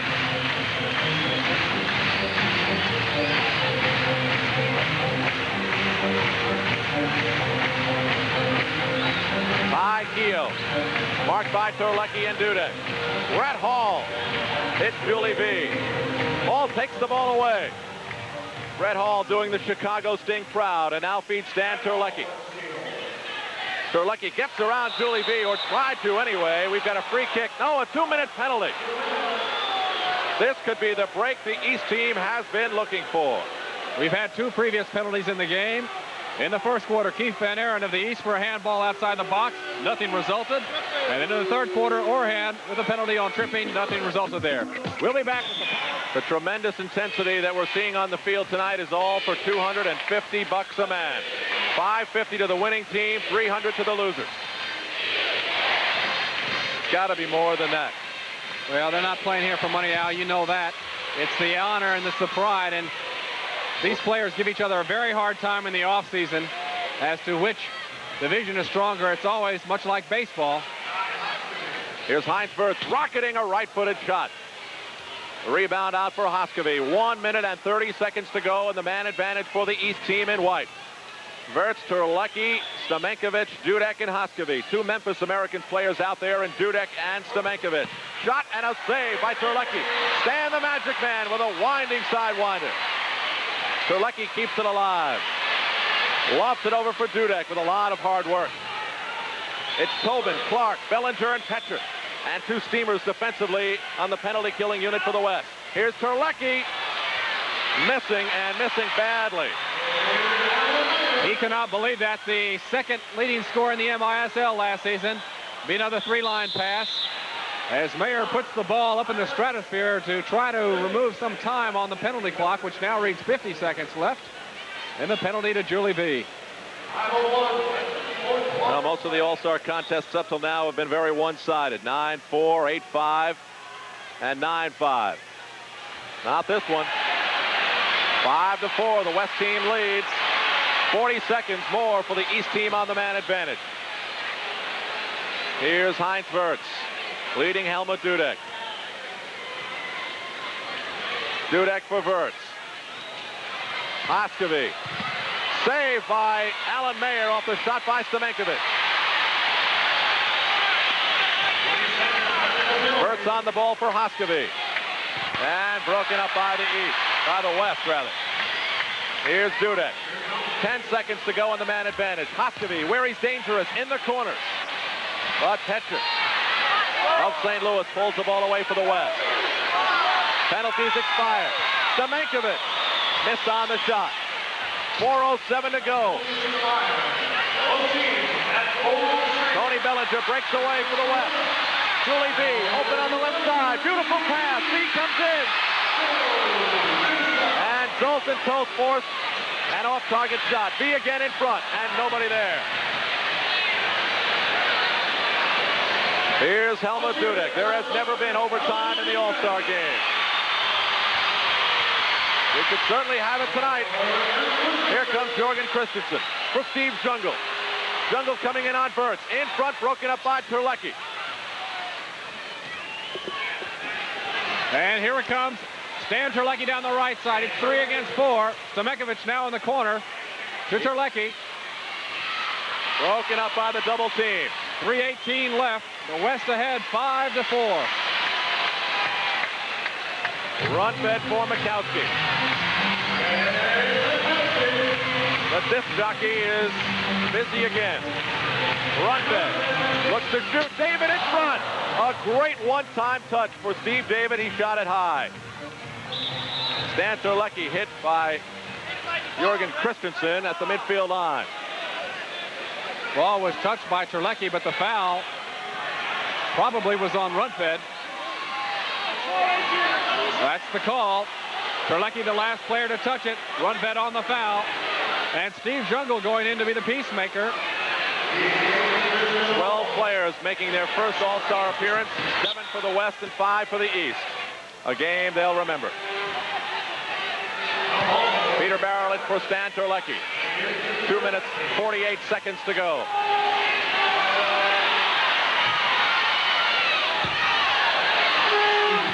Jungle feeds Steve David.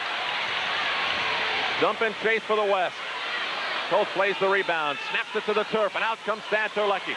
East with the ball, 2.5 minutes to go. Terlecki shoots, hits the post, it's in, Stan Stamenkovic. We're tied at 5.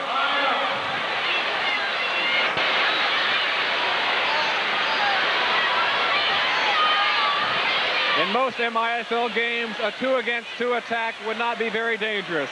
But when the two are Stan Terlecki and Stan Stamenkovic, last year's second and third leading scorers in the MISL, anything can happen. Here's Terlecki with a shot to the far post. Stamenkovic once again finds himself in the penalty box without a man around. One touches it into the goal. 4th goal of the night for Stan. 5th in the All-Star series for him. Well, Stan can celebrate with a 9-course meal after this game. His 4th goal. Nobody's ever scored 4 in an All-Star game.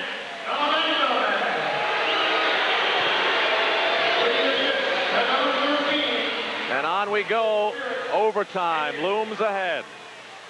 2:14 to go. This will be a scramble. Steve Jungle, soft touch out for Steve Petcher. It's Petcher, Keogh, Clark, David, and Jungle for the West. Here's Steve David coming in. Great save by Zoltan Toth. And I don't have to tell you how timely a save. For the Eastern team, it's Mepham, Tuksha, Hoskevy, McWilliams, and Terlecki. Steve Petcher sends one around the boards. Toth looking a little tentative, making the save. Out for his New York Arrows teammate, Val Tuksha. Ahead for Dave McWilliams, the talented American, to another Stars and Stripes player, Dennis Mepham. Back for McWilliams, plays the rebound, loose in front. Terlecki waiting for the rebound, he's got it. Working on Keogh, and Keogh blocks the shot. Out for the calm and cool of Hoskevy. Mepham now feeds Tuksha. He can rocket him, he shoots off the MISL logo. Here's Ty Keogh, 1:17 to go.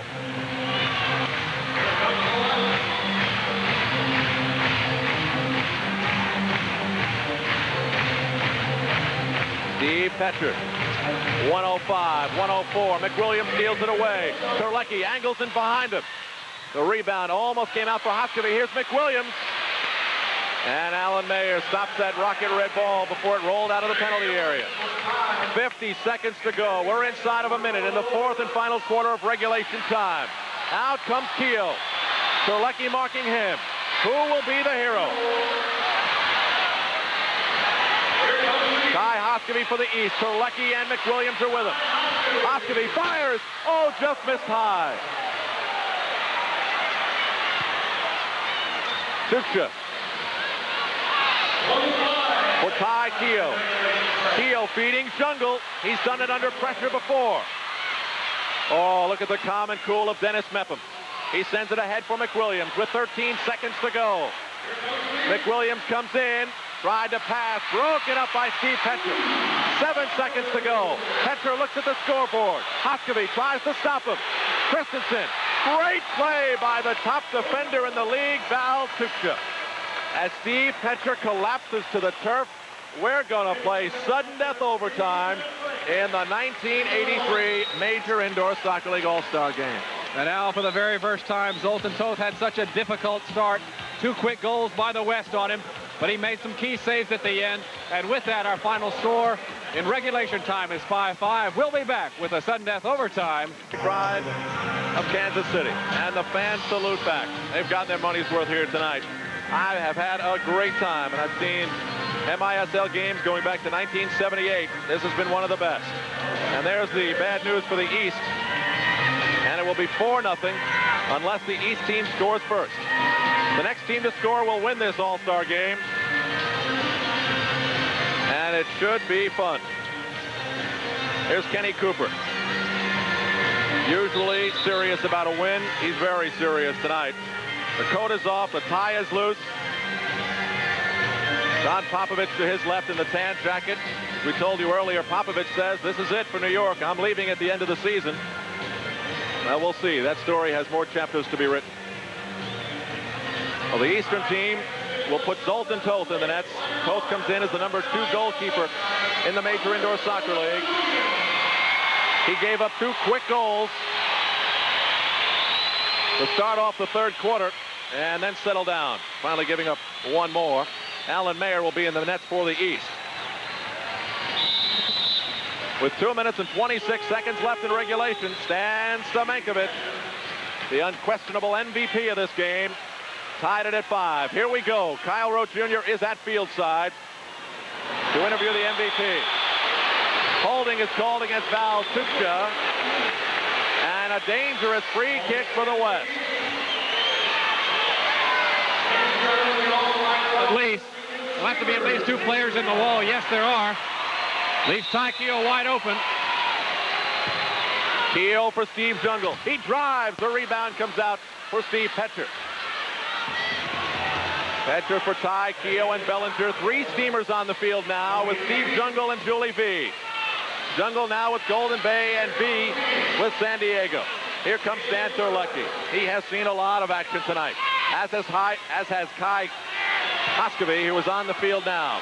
Val Tukcha with John O'Hara on defense. Bellinger being hassled by Terlecki, but Jungle keeps it in possession for the West.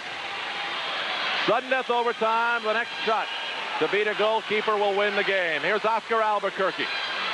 Surveys the scene, trying to figure out who he can pass it to, and really there was no one that he could have gone to. Back comes the East. Val Tukcha. Tukcha met by Ty Keogh. John O'Hara's there to save the story for the East. But the West comes up with it again. 14,289 at Kemper. Still seated. Ty Keogh for Greg Mikowski, who's on. Mikowski of the Kansas City Comets. That's the reason for the cheer. Toth makes the save. And the referees say he did not touch the ball out of the box. Very close. The East team making some changes and continuing to make them. Buriano on with his Buffalo teammate Mepham, Wirtz, Barlich, and Terlecki. Barlich around the boards. Nervous moment for Alan Mayer. Mayer out for Greg Mikowski. We're tied at 5. Dan Terlecki moving it around. Comes in, cuts to the inside. But he's turned away by Mikowski of Kansas City for the West. Here's Peter Barlich of Baltimore. East team with the soccer ball. Buriano for Mepham. Christensen back from Mayer. Hey, Kyle, how's the atmosphere down there? Well, it's an incredible sight to see all the colors flashing across. There's so many people in this referee's box. It's amazing, but Stamenkovic now back on the field, and there's a sense of anticipation to see if he can make it #5. Greg Mikowski in control for the West. Here's Kim Rundfed. 12 minutes and 12 seconds in sudden death overtime. Kim Rundfed for Steve Jungle. Jungle's shot is blocked by Helmut Dudek, who has played a fabulous game. Jorgen Christensen inside for Jungle. Lays it for Christensen. And Dudek was there again. Boy, the Memphis Americans have a lot to be proud of tonight. Stamenkovic, barreling. It just misses.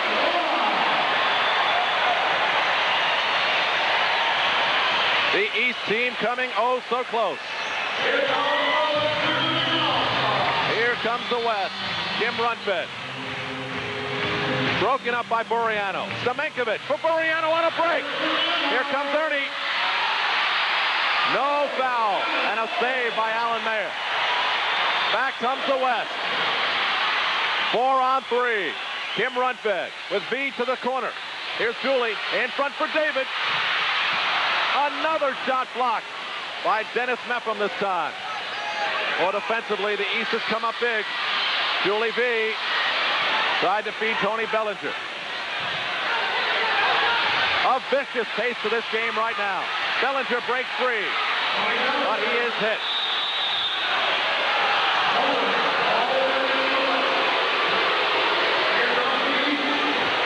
the crowd tell you which way that call went. Here's Dennis Mepham coming in on Steve Petra. Mepham shoots. Great save by Mayer. That ball was deflected, and Keogh clears it out of the box. Out for Heinz Wirtz.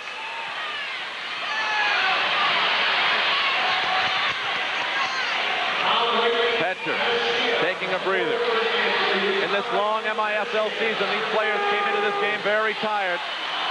They're going to be a lot more tired when it's over. Julie V.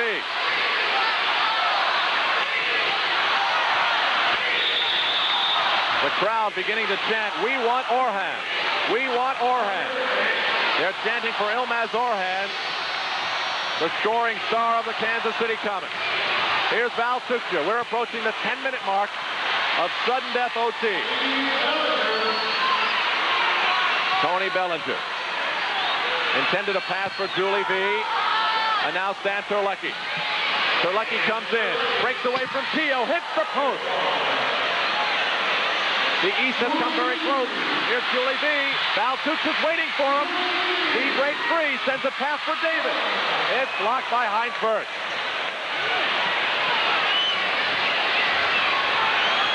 The East team has had 4 or 5 critical shot blocks in this overtime. And the cheer is for Ilmaz Orhan, who's on the field for the West. Keogh. Toth out of the box.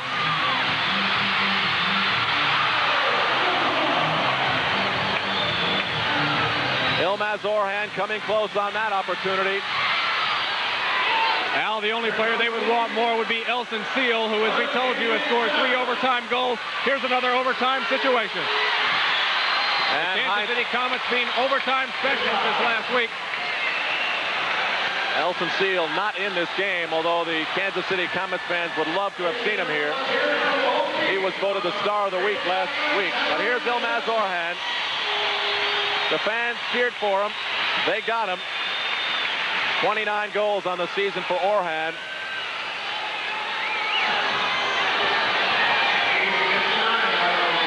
Sudden death overtime at Kemper Arena.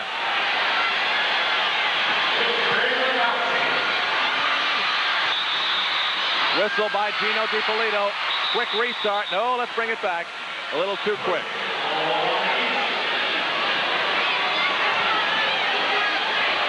Gino DiPolito. Authoritative and well respected in the MISL. Kim Rundfeld fires, and Zoltan Toth made a great save. Look at Toth playing with no gloves. Keith Van Aaron couldn't believe that Zoltan Toth doesn't tape himself or use gloves.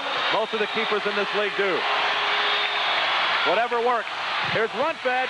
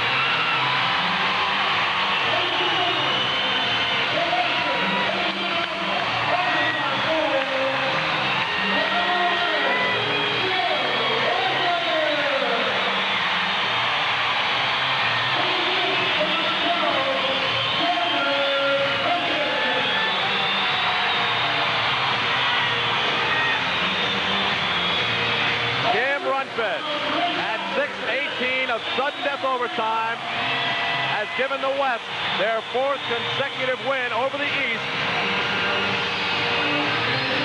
Kim Rundfeld, Wichita's only goal tonight, and they're dancing in the aisles at Kemper Arena.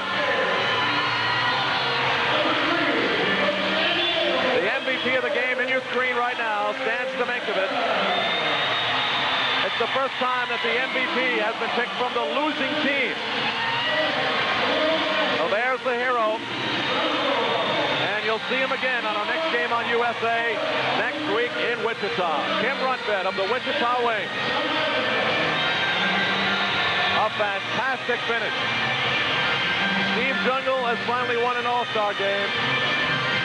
There's Stan Stamenkovich with Kyle Rote Jr. We'll be talking to him.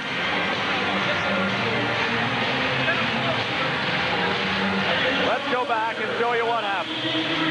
Jorgen Christensen out for his Wichita teammate. This was an all-Wichita goal. And boom, the game is over. And he shot the goal with his bad foot.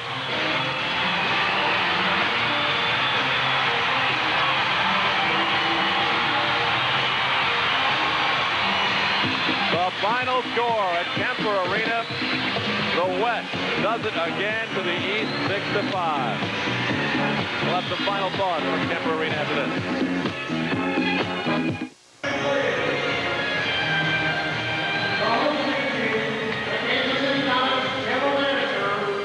We're back in Kansas City at Kemper Arena. The fourth MISL All-Star game is complete. What a finish. The West team 6, the East team 5. Kim Rundved from Jorgen Christensen. And a proud moment for the Wichita Wings. There's Rundved, the hero. He scored at 6:18. The 3 stars of this All-Star game, Stan Stamenkovich, who scored probably the most spectacular goal I have seen, and I've seen some beauties. Stamenkovich, the #1 star. Steve Jungle, #2. Alan Mayer, #3. Now, I don't necessarily go along with that, but that is the selection here in Kansas City. I thought Helmut Dudek of Memphis was spectacular. Dennis Mepham in his first All-Star game. Fantastic. And once again, the fans here being cheered by the players on the field. Al, we've got Kenny Cooper here, the coach of the Eastern team, once again going down into defeat. And Coops, just a word. As we've often said in the past, the height of your necktie dictates the way your spirits are. I hope they're not that low, because you guys certainly gave us a great game tonight. We gave it all we had. We had some chances. I felt the third period was a very important period for us. I told the players the first 5 minutes that we had to contain them. We couldn't contain them. In the overtime, it came down to a game of chances, and we didn't execute. They had a couple of chances, they scored, and I give credit to the team. It was a great experience, and I'm very thankful for the performance of my own players. Well, one of the things that you made a point of yesterday at the luncheon was the matter of respect and of enjoying yourselves and carrying the honor of the league very well. When the players worked out yesterday, they pretty much take a very loose attitude about yesterday's workout. But as soon as that bell rang today, it was a different story. Well, it's a matter of pride, Kyle. You know, we represent the East. We're now 0-4. And I wanted to come here and be the first coach to be part of a victory. Unfortunately, it wasn't meant to be. But it's been a great experience, and I want to thank my players and thank the great fans here in Kansas City. I'd like to say hello to my wife, too, if you don't mind. My wife, Irene. Okay. Thanks, Kenny Cooper. Appreciate it. All right. Stan Stamenkovich now getting accorded the respect that he is due for his 4 goals tonight. Stan Stamenkovich, the MVP of this, the 4th annual Major Indoor Soccer League All-Star Game. And because of that, this week's Foot Fixer star of the game is Stan Stamenkovich of the Memphis Americans. And as we've told you in past weeks, his feet will be very happy to know that he receives a powerful Clairol Foot Fixer water massage, and his favorite lady will be happy to receive the Clairol Custom Care Center. Stan Stamenkovich, the Clairol Foot Fixer of the game. Kyle, you could tell Kenny Cooper was really dejected. His voice was hoarse. And we're going to go back now, back to the first half, to a goal that just could be seen over and over again without boredom. Here is Stan Stamenkovich getting around Greg Mikowski, and now he looks like he's in trouble. Kim Rundved is there, but wait. Stamenkovich steps on the ball, wheels around, pulls it away from Steve Jungle. Now he looks like he's in trouble again. He's lost his footing. But boom. It's in the net, if you can believe it. Beating 3 Western defenders, and at that point, giving the East team a lead. They did lead at one point, 4-2, but then the West came back in the second half in the third quarter and roared. And Kyle, it's hard to believe these players don't have much left, but tomorrow the regular season continues. Well, it hits right back again, Al. You're right. We're going to have a chance to visit in just a moment with the star player, at least for these Kansas City Comet fans, Yilmaz Orhan, who, as we told you, has been one of their star players, had a goal tonight, and has Kansas zone cheering section right here. Congratulations to you. It's got to be very exciting, not only for you to score goals, but also for you to play before all these lovely people. Yeah, they've been really good to us, Carl, all season long, even last season during the losing streak, and they came and support us.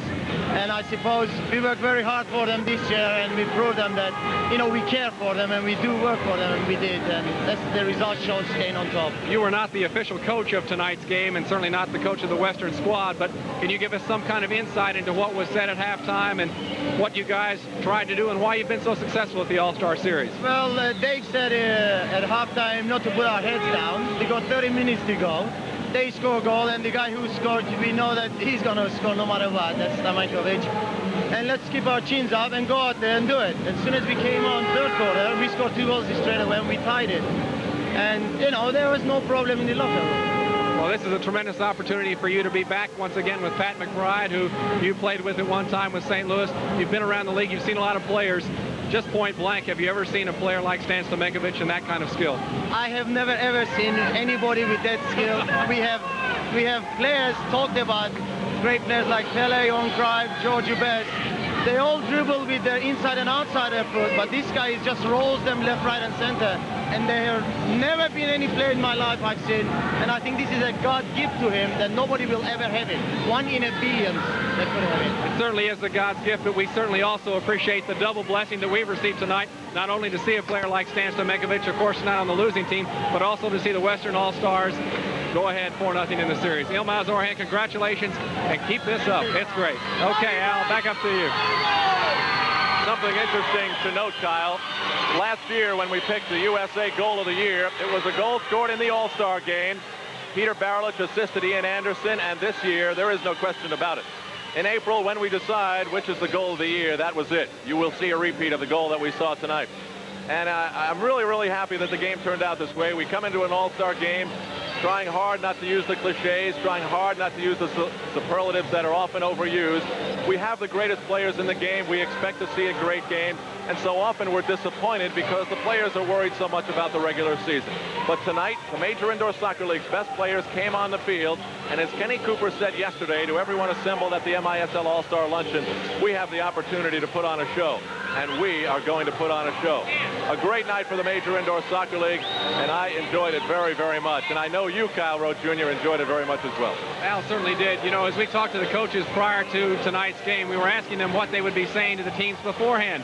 Do you try to keep your players to play about half speed to avoid injury, or what? And every coach, both coaches on both squads said you cannot play any game that way, even though naturally you would hope that you wouldn't see any injuries. I think tonight, with the temporary injury to Rundved, the partial injury to Kai Hoskeby, those players will mend, and we'll see them back in full fashion for the rest of our MISL season. Unfortunately, we did avoid that kind of situation, but it has been a great evening, great presentation, great talent. The people of Kansas City have given it to us very wonderfully. And again, to see them cheer for Tony Bellinger seems a bit outrageous, but certainly Tony Bellinger playing very well, as all the St. Louis Steamers and Wichita Wings for this Western squad, and the Kansas City fans loved it.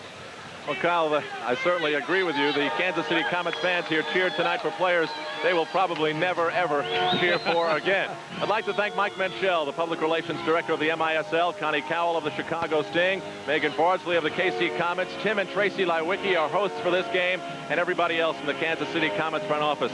A very exciting game here in Kansas City, and tomorrow the players go on to the regular season. Kyle, can you sum it up finally? A couple of last thoughts. Well, once again, we saw tonight a little bit of the kind of style and flair that has made indoor soccer what it is. The league is only 5 years old. This is only the 4th MISL All-Star Series.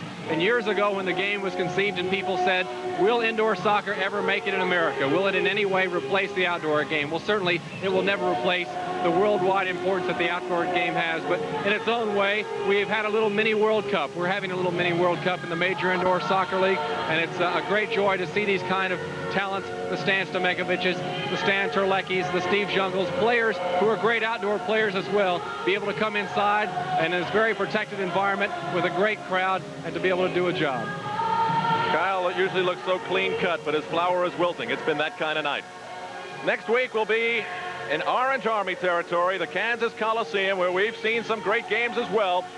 The Buffalo Stallions will take their running style to the state of Kansas to take on the Wichita Wings. That's March 2nd at 10 p.m. Eastern Time, 7 Pacific. And the Wichita fans have a lot to be proud of tonight. It was Christensen of the Wings and Kim Runfed of Wichita connecting at 6:18 of sudden death overtime here tonight to win it for the West, their 4th defeat of the East in a row.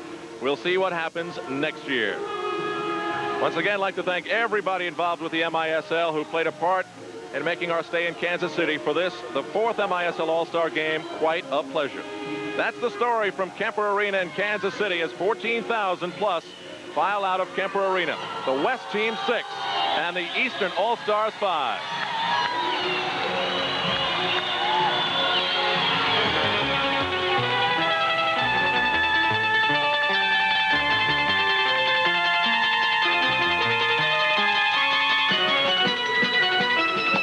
Tonight's game has been brought to you by Budweiser Light. The best never comes easy. That's why there's nothing else like it. By Mobile Detergent Gasoline. It treats dirt like dirt.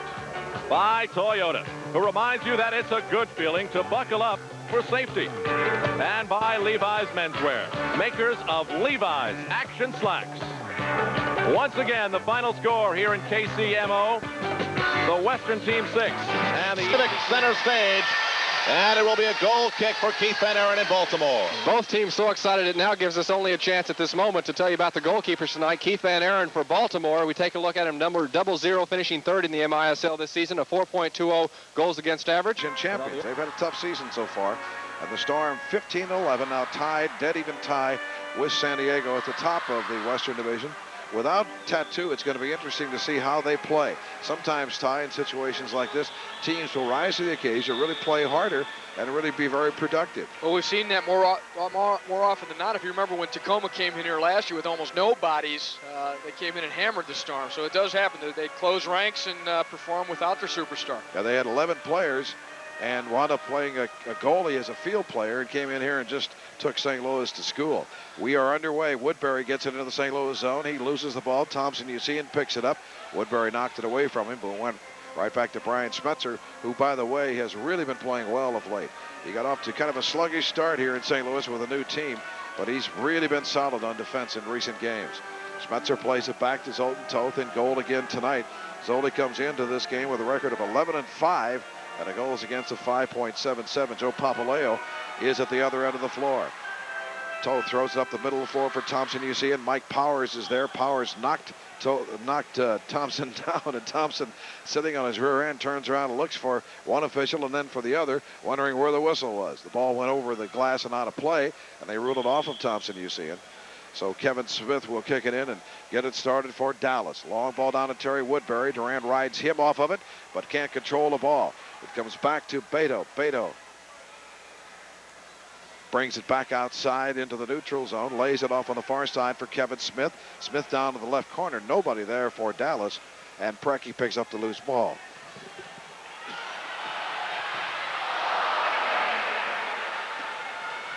A break out the other way as I'm coughing here, and Dan Donegan took a shot. Papaleo came off the mark and stopped him. Donegan back to the neutral zone to Duran, back to Preki.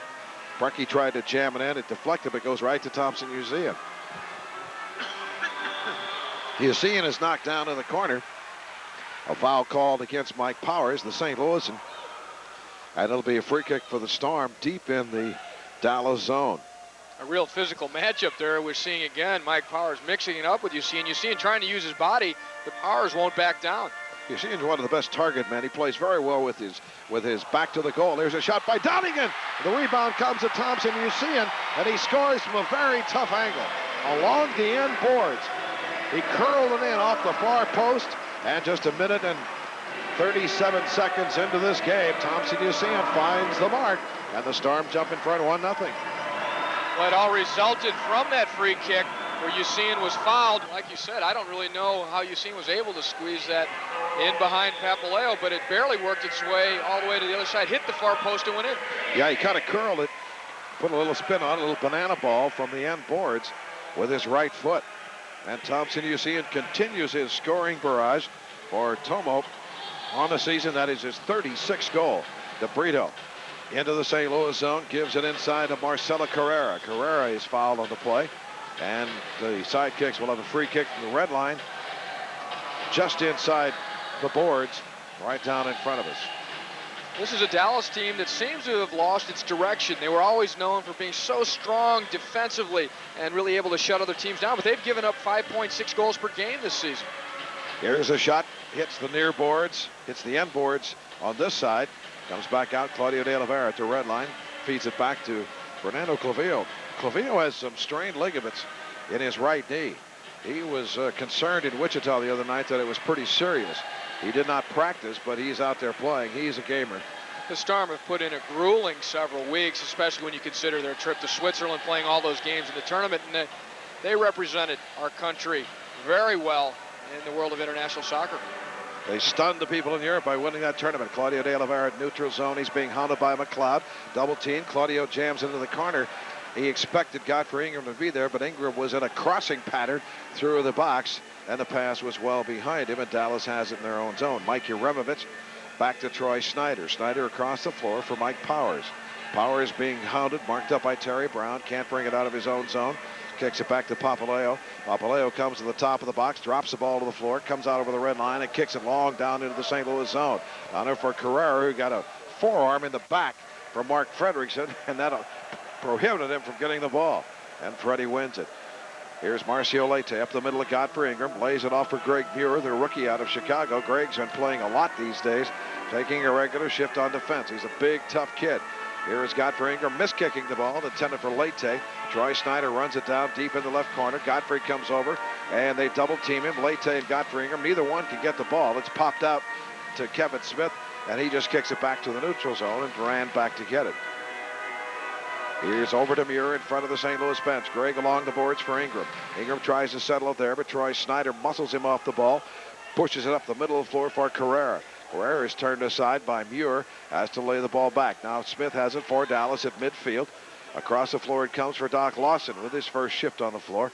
Doc Lawson is the only guy in the league that's played every year this league's been in existence. This is his 13th season in the Major Soccer League. Ball squirts loose, and Preki picks it up in his own zone. Plays it across from Muir. Storm still in their own zone. Duran has it deep in his own zone. Finally plays it back to Toth, who comes up throwing. Throws it up right up the middle, intended for Thompson Usean, but it was deflected by Wes McLeod back into the St. Louis zone, but Duran was right there to step in front of Eloy Salgado for the ball. Toth throws it up the right side again for Preki. Preki chests it down. Double team. Doc Lawson there with Salgado. Preki knocked down. Preki looks around, wanting a call, getting none. Salgado has the ball knocked off his foot by Fernando Clavillo up over the glass into the crowd. It'll be a kick in coming up for Dallas. 10-20.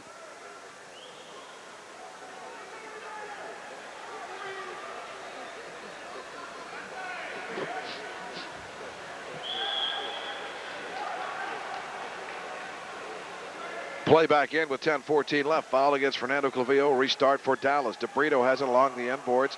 Tied up down there. Gives it off to Smith. Smith gets it back down to the end boards to Pedro. DeBrito trying to get around Schmetzer. And Schmetzer is going to be called on a penalty. He doesn't believe it, as he took down Pedro DeBrito near the end boards, right at the edge of the box. And Brian Schmetzer is going to go off for 2. A very average-looking foul. Yeah. DeBrito backing in. Schmetzer reaching around with his leg. An advantage here. And they'll get a free kick, a restart from near the end boards, just outside the box on the right side. It's going to be Kevin Smith out of England in his 7th year with the restart. Volleys it into the box. Fernando Clavillo heads it back out to the neutral zone. Thought about chasing it down the floor, and then decided to come back on defense because the Storm double or short-handed, and he probably wouldn't have won the race to the ball anyway. Troy Snyder outside the red line along the left wing boards, middle of the floor to Smith. Smith, a good ball down low and across, and right there was Zoltan Toth as he dove out and covered up on it. For Dallas, it's enough to miss Tattoo in the regular run of play on his line shift, but I think it's even a bigger factor if you're going to talk about your power play unit. He runs it. No question. No question.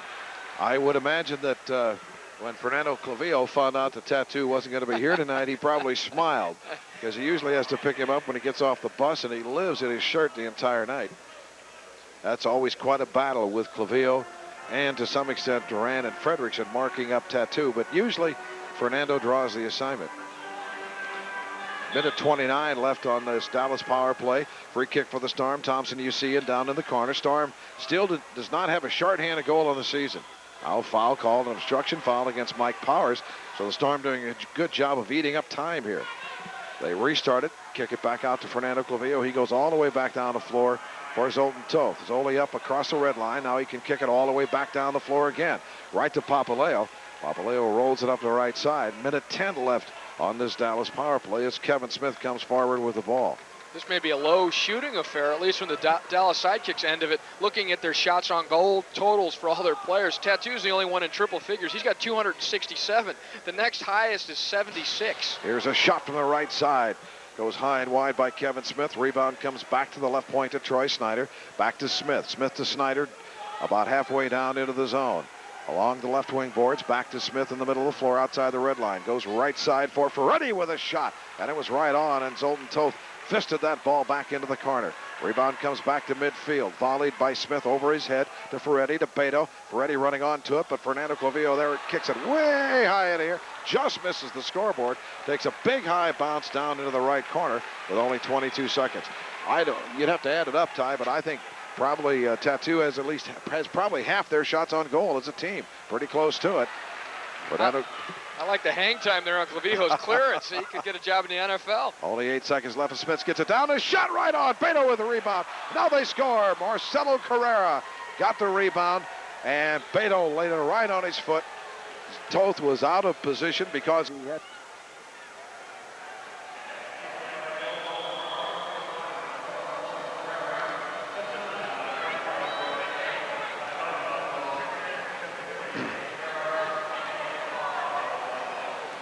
Marcelo Carrera picked up his 10th goal of the season, a power play goal, and this game is tied at 1.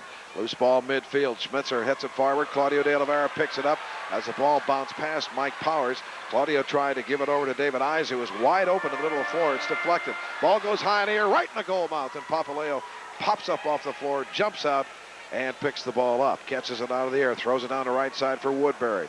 Woodbury is muscled off the ball, shouldered off the ball by Duran, who wins it and plays it back to Toth.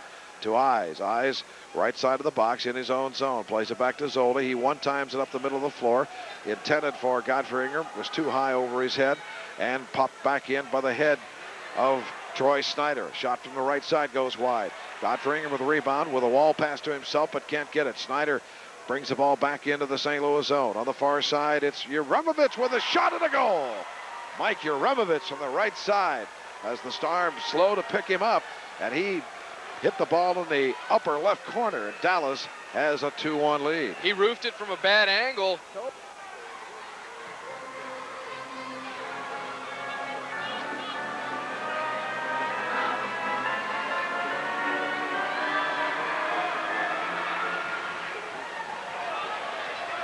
Play back into the arena. Dallas with a 2-1 lead after the Storm scored first. Thompson, you see it. Dallas to come up with a couple of quick goals from Carrera and Uremovich, and they lead at 2-1. Ball at the St. Louis red line loose. Beto picks it up, gives it off to Smith, knocked away by Donegan, and then kicked up over the boards off of Donegan into the crowd.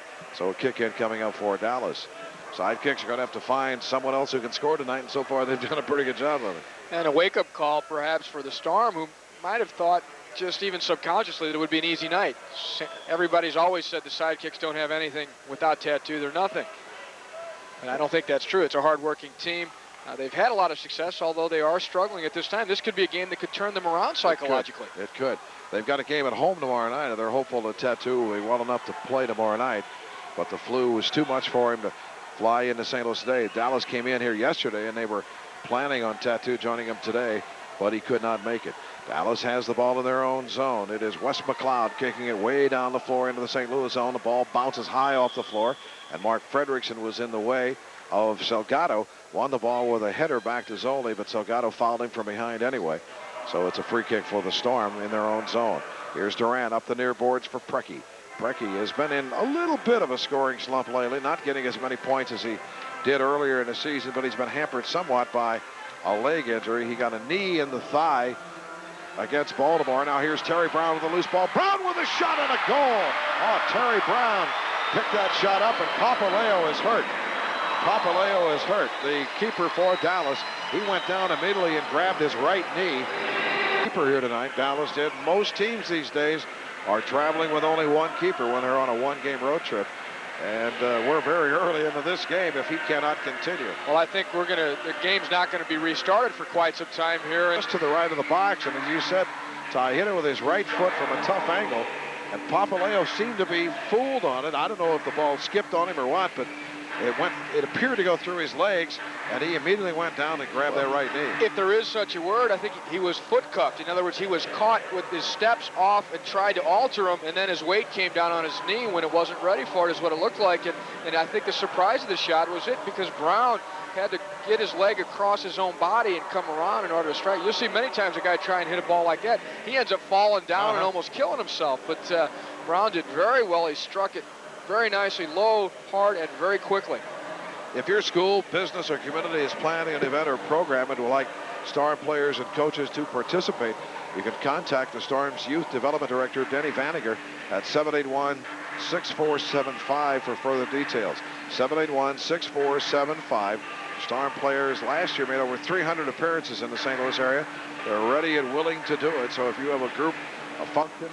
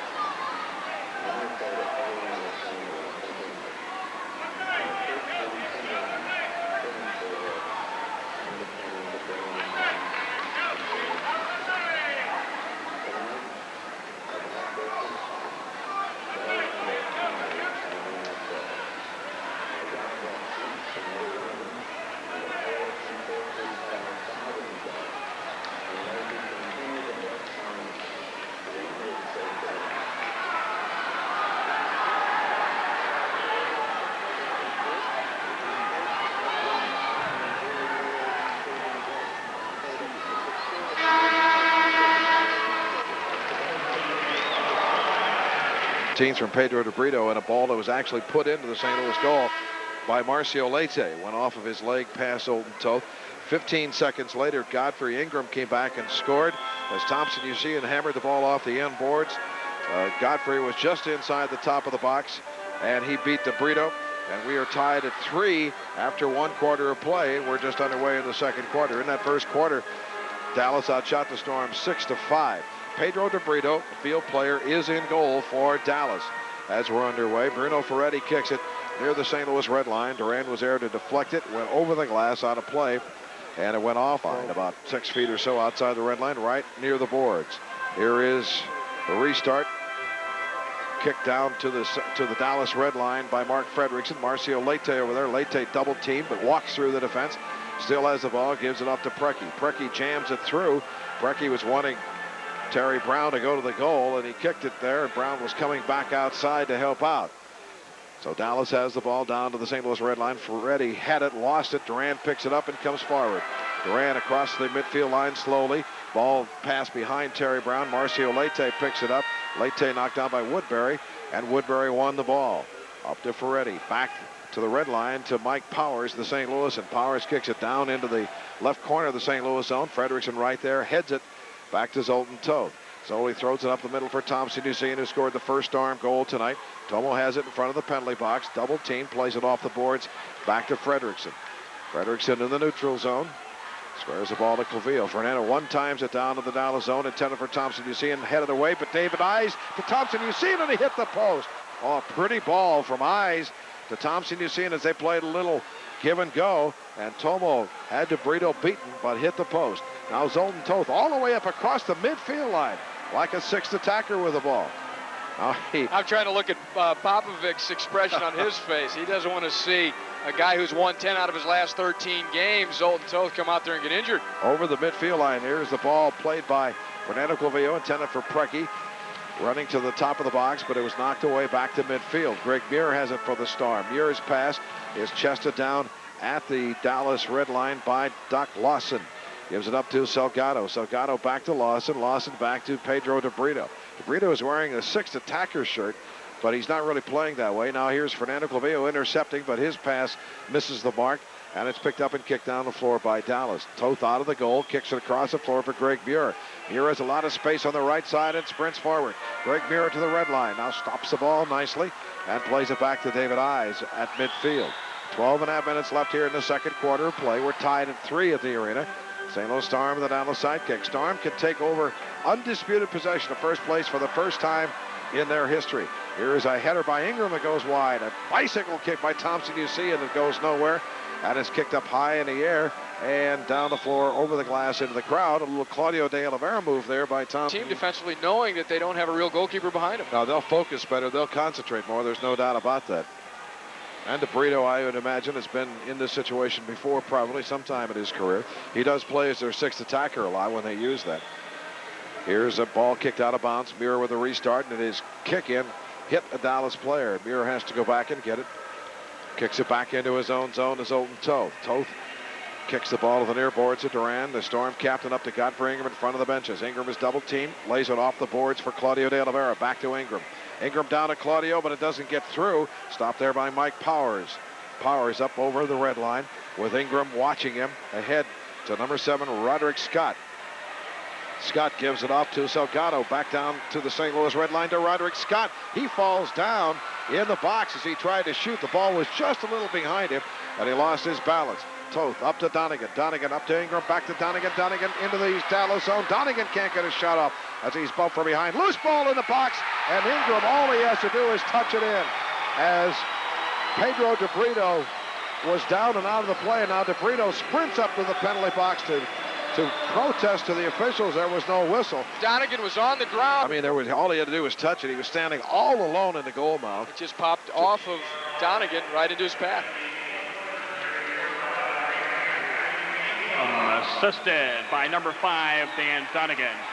Time of the goal, 3:37. So Ingram gets his second of the night, his 23rd of the season, and the Storm take a 4-3 lead here with 11:05 remaining in the second quarter. Is Wes McLeod with a shot. Goes to the goal mouth, headed out by Terry Brown to Fernando Clavio. Ahead to Preki. Preki in a foot race with Doc Lawson. They were shoulder to shoulder, and Lawson got his right toe on it and kicked it down the floor to his keeper. Salgado to, or rather DeBrito to midfield. Fernando Clavillo heads the ball down. Now has to go back and get a return pass from Terry Brown in his own zone to Zoltan Toth. I have to chuckle every time I see Claudio de Oliveira playing as the target player for the Storm. The Storm have to have one of the biggest target players in times when you see it, and one of the smallest target players in the entire league with Claudio de Oliveira. But as of late, he's been so effective up there. He's such a hustler and trying to steal balls. He's always sniffing around for the loose one. Then when he gets it, he's deadly. Yeah, he picks up a lot of loose balls. Here's a shot. Oh, may have hit the crossbar right above it from outside the red line by Kevin Smith. Toth may have gotten a little piece of it to deflect it up high. Now here's Preki knocking the ball away. Picked up by Leite. Leite tried to kick it off the boards to Preki, and we've got a penalty coming up as somebody, and it might have been Billy Phillips, the Dallas coach, reaching out and touching the ball. He gets a yellow card. Side of the bench, and the ball may have struck the towel, which then deadened it, making it look like it may have gone outside. Card, but they won't have to serve a penalty. It's just a warning. 10:06 remaining here in the quarter. 4-3 Storm. This could be a high-scoring affair tonight. We thought it might be a low-scoring affair earlier, but because of the injury to Papaleo, Dallas is going to have to play this differently, and the Storm really, by all rights, should score a lot of goals against Pedro DeBrito in goal, unless Dallas really sucks it up and just falls back in a defensive shell, which is probably about the only thing they can do. Well, that may be the last thing you'd want to do, because that keeps the ball in your end. You're maybe better off attacking, keeping the ball up the other side, and almost using him as a sixth attacker. Thompson, you see him knocked down. Here comes the restart. It's knocked away. It was intended for Eyes. Picked off by Uremovich along the end boards. You see him fighting for it. Eyes comes in, knocks the ball away. Eyes off the end boards. And the ball is kicked up out of play by Mike Powers. A corner kick coming up for the Storm in the right corner with 9:56 remaining. I would be surprised if Papaleo comes back to the game, as we've been told that they expect him to return. I don't believe that would be a very wise move so soon after he had something that is already potentially a very serious injury, and one that you could make much worse if you play on it. Well, he already hurt that knee last year. Here's the restart. Godfrey Ingram kicks it across the floor to David Eyes. He kicks it off the boards for Claudio de Oliveira. Back to Duran. Duran ran onto it, was about ready to shoot, and Beto knocked it away. Now it's not cleared out. Duran keeps it in. Another shot by Duran. That one stopped by Woodbury. Loose ball, top of the restraining arc, comes to Thompson. You see him. And Tomo kicks it back to Mark Fredrickson. Storm controlling the ball here. Freddie down to the corner for UC and turns and shoots. Didn't get much on it, and it was a weak shot, and DeBrito had no problem at all making that save as Tomo turned and shot. DeBrito throws it up to midfield. Duran heads it down. Off to Thompson, you see him, but Tomo loses the ball.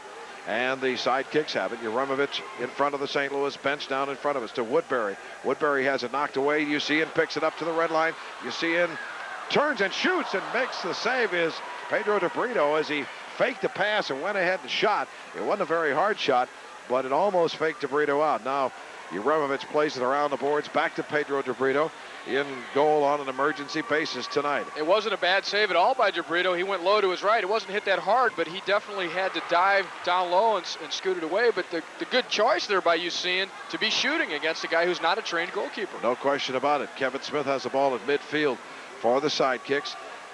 Back into Dallas' own zone for McLeod. McLeod back to DeBrito, and he one-times it to midfield. Claudio de Oliveira one-times it back down to Preki, to Claudio, back to Claudio. He shoots, and a good save by DeBrito as he got his right hand on it. A diving save by Pedro DeBrito in goal for Dallas. Target practice for the Storm. They're lining up as many shots as they can.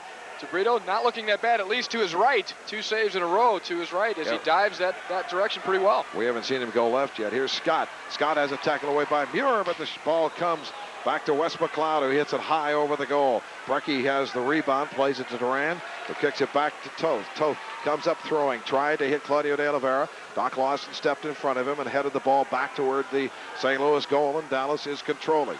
Here's Kevin Smith on the red line. Smith with a shot. Toth the save. Rebound, Salgado. Toth the save again. Toth very active in goal. Well, those were 2 gymnastic-type saves. He looks sharp. And he's probably finally really getting into his own physically after the 2 surgeries he had early in December. What a comeback. Here is Donegan. Donegan trying to jam it in, and that ball, his pass hit Bruno Ferretti. Now the kick out hit the scoreboard. And they're ruling that it went off of a Storm player. They're going to move it down the other end of the floor. Well, they're claiming that the scoreboard is in the Storm's half of the field, so then the restart should be from the Storm's red line. That's the dumbest thing I've ever heard. Well,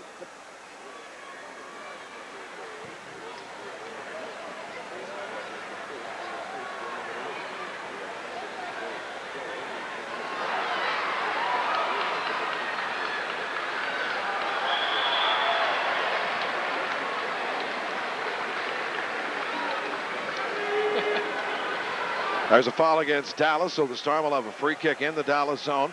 7:14 remaining in the second quarter. Storm up 4-3 as Dallas is using a field player in goal right now. Pedro DeRito, their only keeper here tonight, hurt a knee earlier.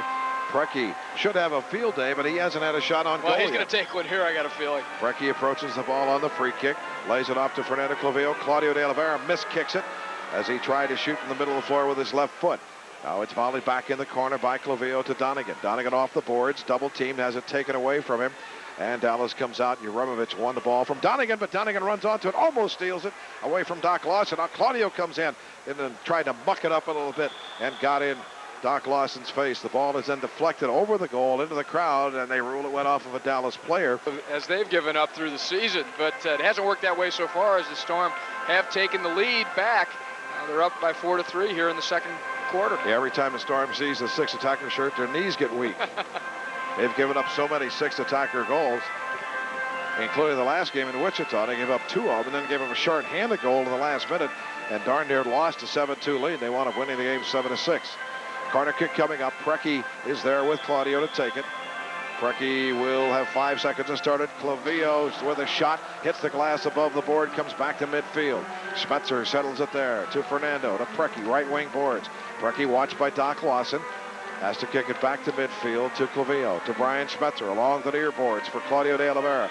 Claudio is tripped down, and he is fouled by Terry Woodbury, so a free kick coming up from the Storm near the left wing boards with 6:37 left in the quarter. They need to keep a new statistic. Which players spend the most time on the rug, on the carpet, that Claudio would run away with it. Here is Claudio with a shot off the free kick, and DeBrito makes the save. Claudio the rebound in the corner, double teamed along the boards, pushes it back out, tries to turn it to the middle of the floor, and he's taken down by Beto. Beto won the ball, but then lost it. Brown got it. Terry Brown has it. Brown tries to get it in the middle of the floor for Claudio, and Beto kicks it back to the neutral zone off the boards, and Preki goes back to get it. Storm with outstanding ball control here. Dallas hasn't had it across the midfield line in quite some time. Now Clavillo into the corner. Claudio didn't anticipate that. Off the near boards. Ball is picked up by Powers, and he sends it back down the floor. And Toth way up over the red line. And Powers got blasted there by Brian Schmetzer as he cleared that ball. He looked up to see who it was. There'll be a little payback there if he gets a chance. Ingram at midfield. To the middle of the floor to Fredrickson. In front of the penalty box for Fernando Clavillo, and he comes forward. Woodbury tried to tackle away, got a piece of it. Leite has it, top of the restraining arc off to Ingram.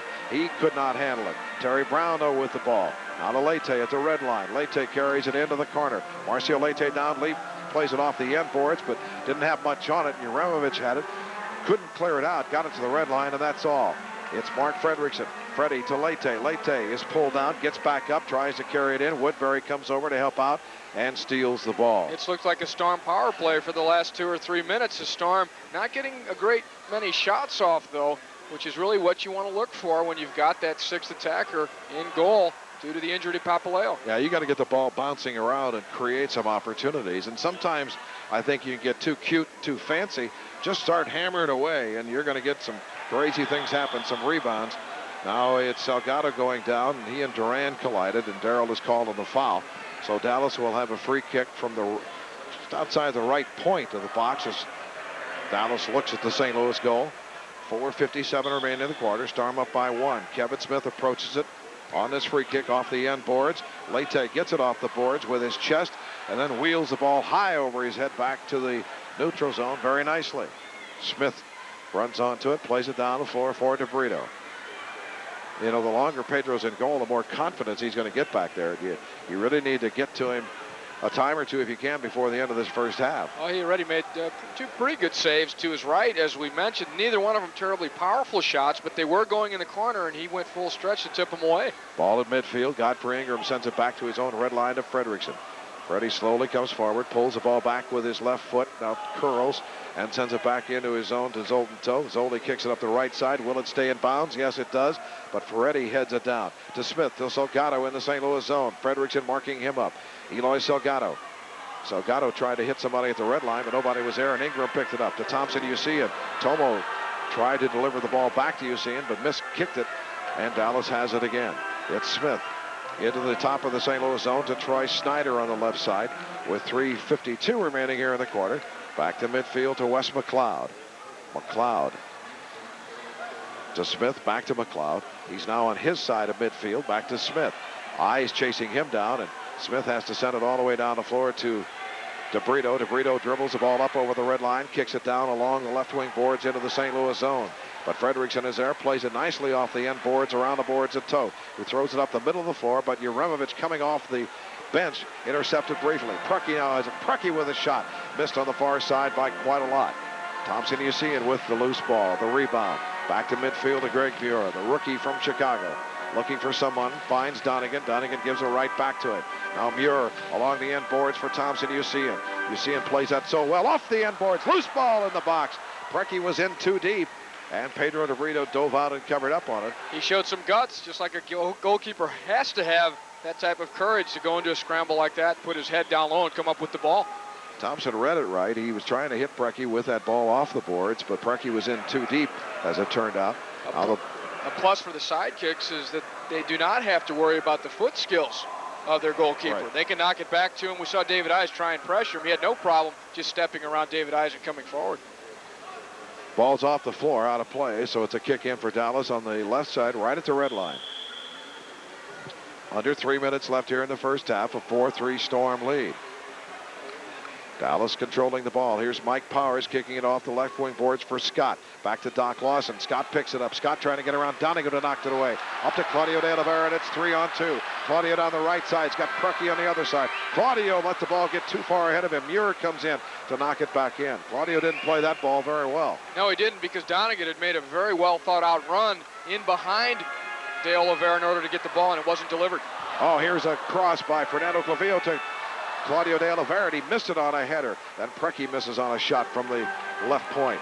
Ball back in midfield. Donegan a heel pass to Fernando Clavillo into the Dallas zone. Fernando tries to push him to the right side, and Powers pushed him down, and the official says play on right there. Now Donegan intercepts, but he could not control the ball. Powers has it in his own zone. Powers kicks it down the floor to Salgado. Salgado watched the ball bounce right over his head, but now he goes back to get it. Salgado with a shot. Toth the save. Salgado the rebound, and he put it wide on the near side. Then the clearing pass by the Storm, the clearing ball. Could be a record for scoreboard shots tonight. That's Clavijo's second. Dallas had one, so that's already 3 times that they've hit the scoreboard tonight. We hope it's well anchored at the ceiling, because they're hammering at it. Crowd is reacting to the fact they're giving Dallas this free kick from the red line, which is normally the way it works. Previously, though, when Dallas hit it from the other end, they moved it down the floor. Again, the scoreboard's not directly over the top of the center line.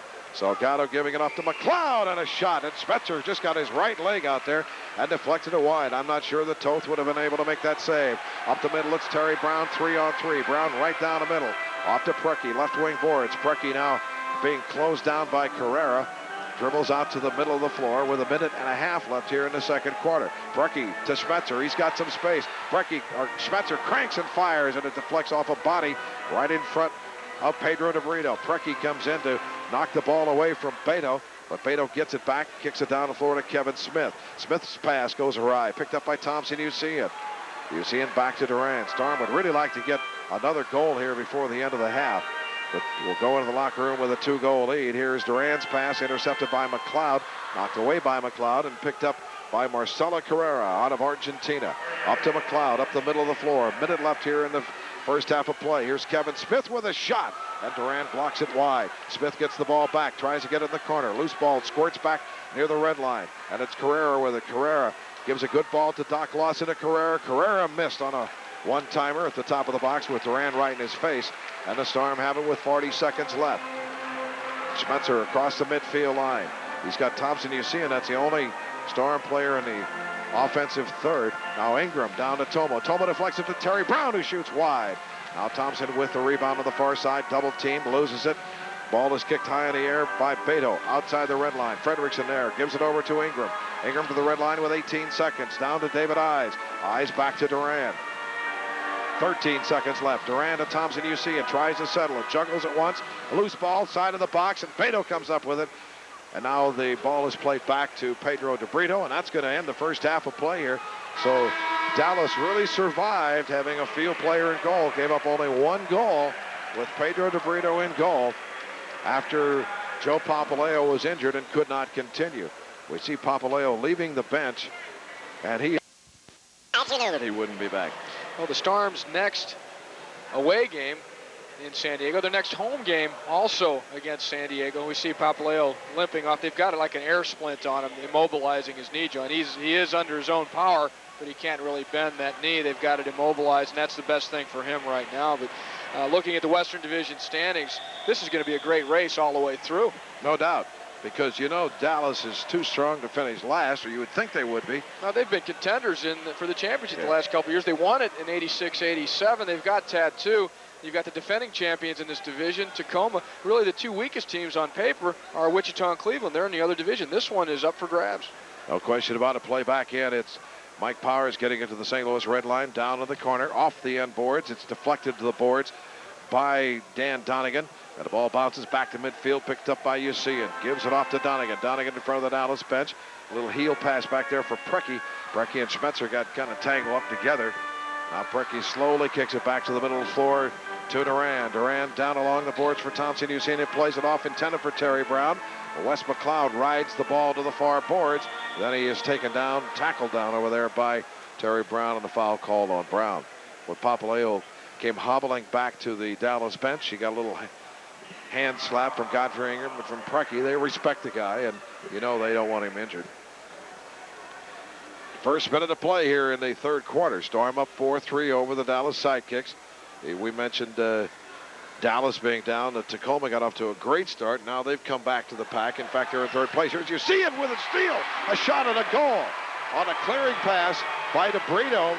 They kind of messed it up, and Tomo anticipated it, stepped in front of Doc Lawson, stole the ball, and hammered it into the back of the goal, and Tomo gets his ball away. But Usian read it very well. 37th of the year, scored by number 20, Thompson Usian. Time of the unassisted goal, 1:08. Usian, unassisted. Thompson's only 2 goals behind Tattoo now with 37. It is a 5-3 Storm lead. Frederickson middle of the floor to Ingram. So Ingram and Thompson, Usian each have a pair tonight.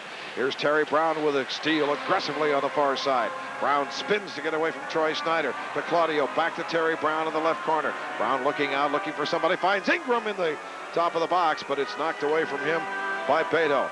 Loose ball. Brown has it again. Double team, trying to jam it out. And it was stopped by Marcelo Carrera, and he comes forward. It's Carrera. Oh, Carrera makes a good move around Duran. Carrera down the middle of the floor to the red line. Carrera stops the ball as he faked a shot. Marcelo Carrera down low, and a shot by McLeod. Blocked initially by Brown. The loose ball picked up by Toth.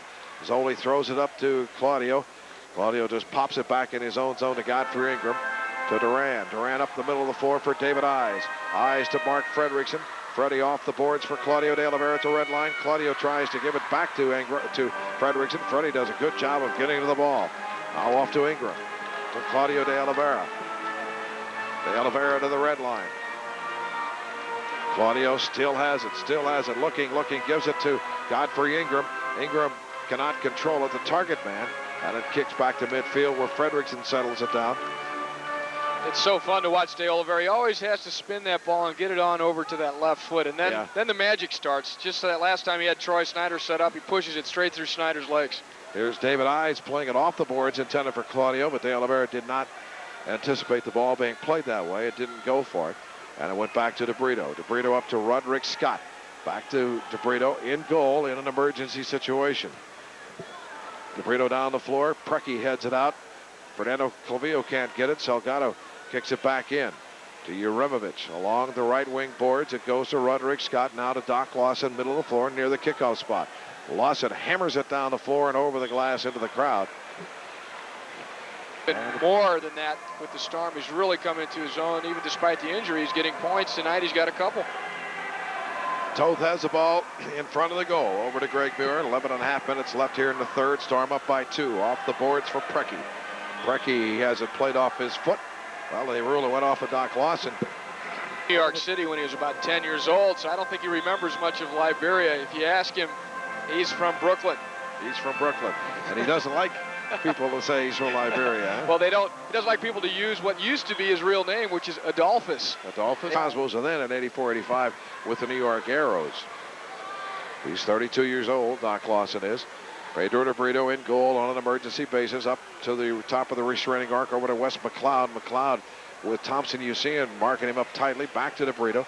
Brito kicks it up the middle to Scott. Scott lays the ball off nicely to Doc Lawson, but David Eyes over there aggressively beat Lawson to the ball. Now Lawson gets it back and hammers a shot that almost knocks Zoltan Toth down. One of the strongest right foot shots in the entire league, and he really ripped that one. Well, that was a howitzer shot. Here's Rodney Scott along the boards. Scott plays it back near the red line. Now here is Uremovich, top of the restraining arc, plays it to McLeod outside the red line.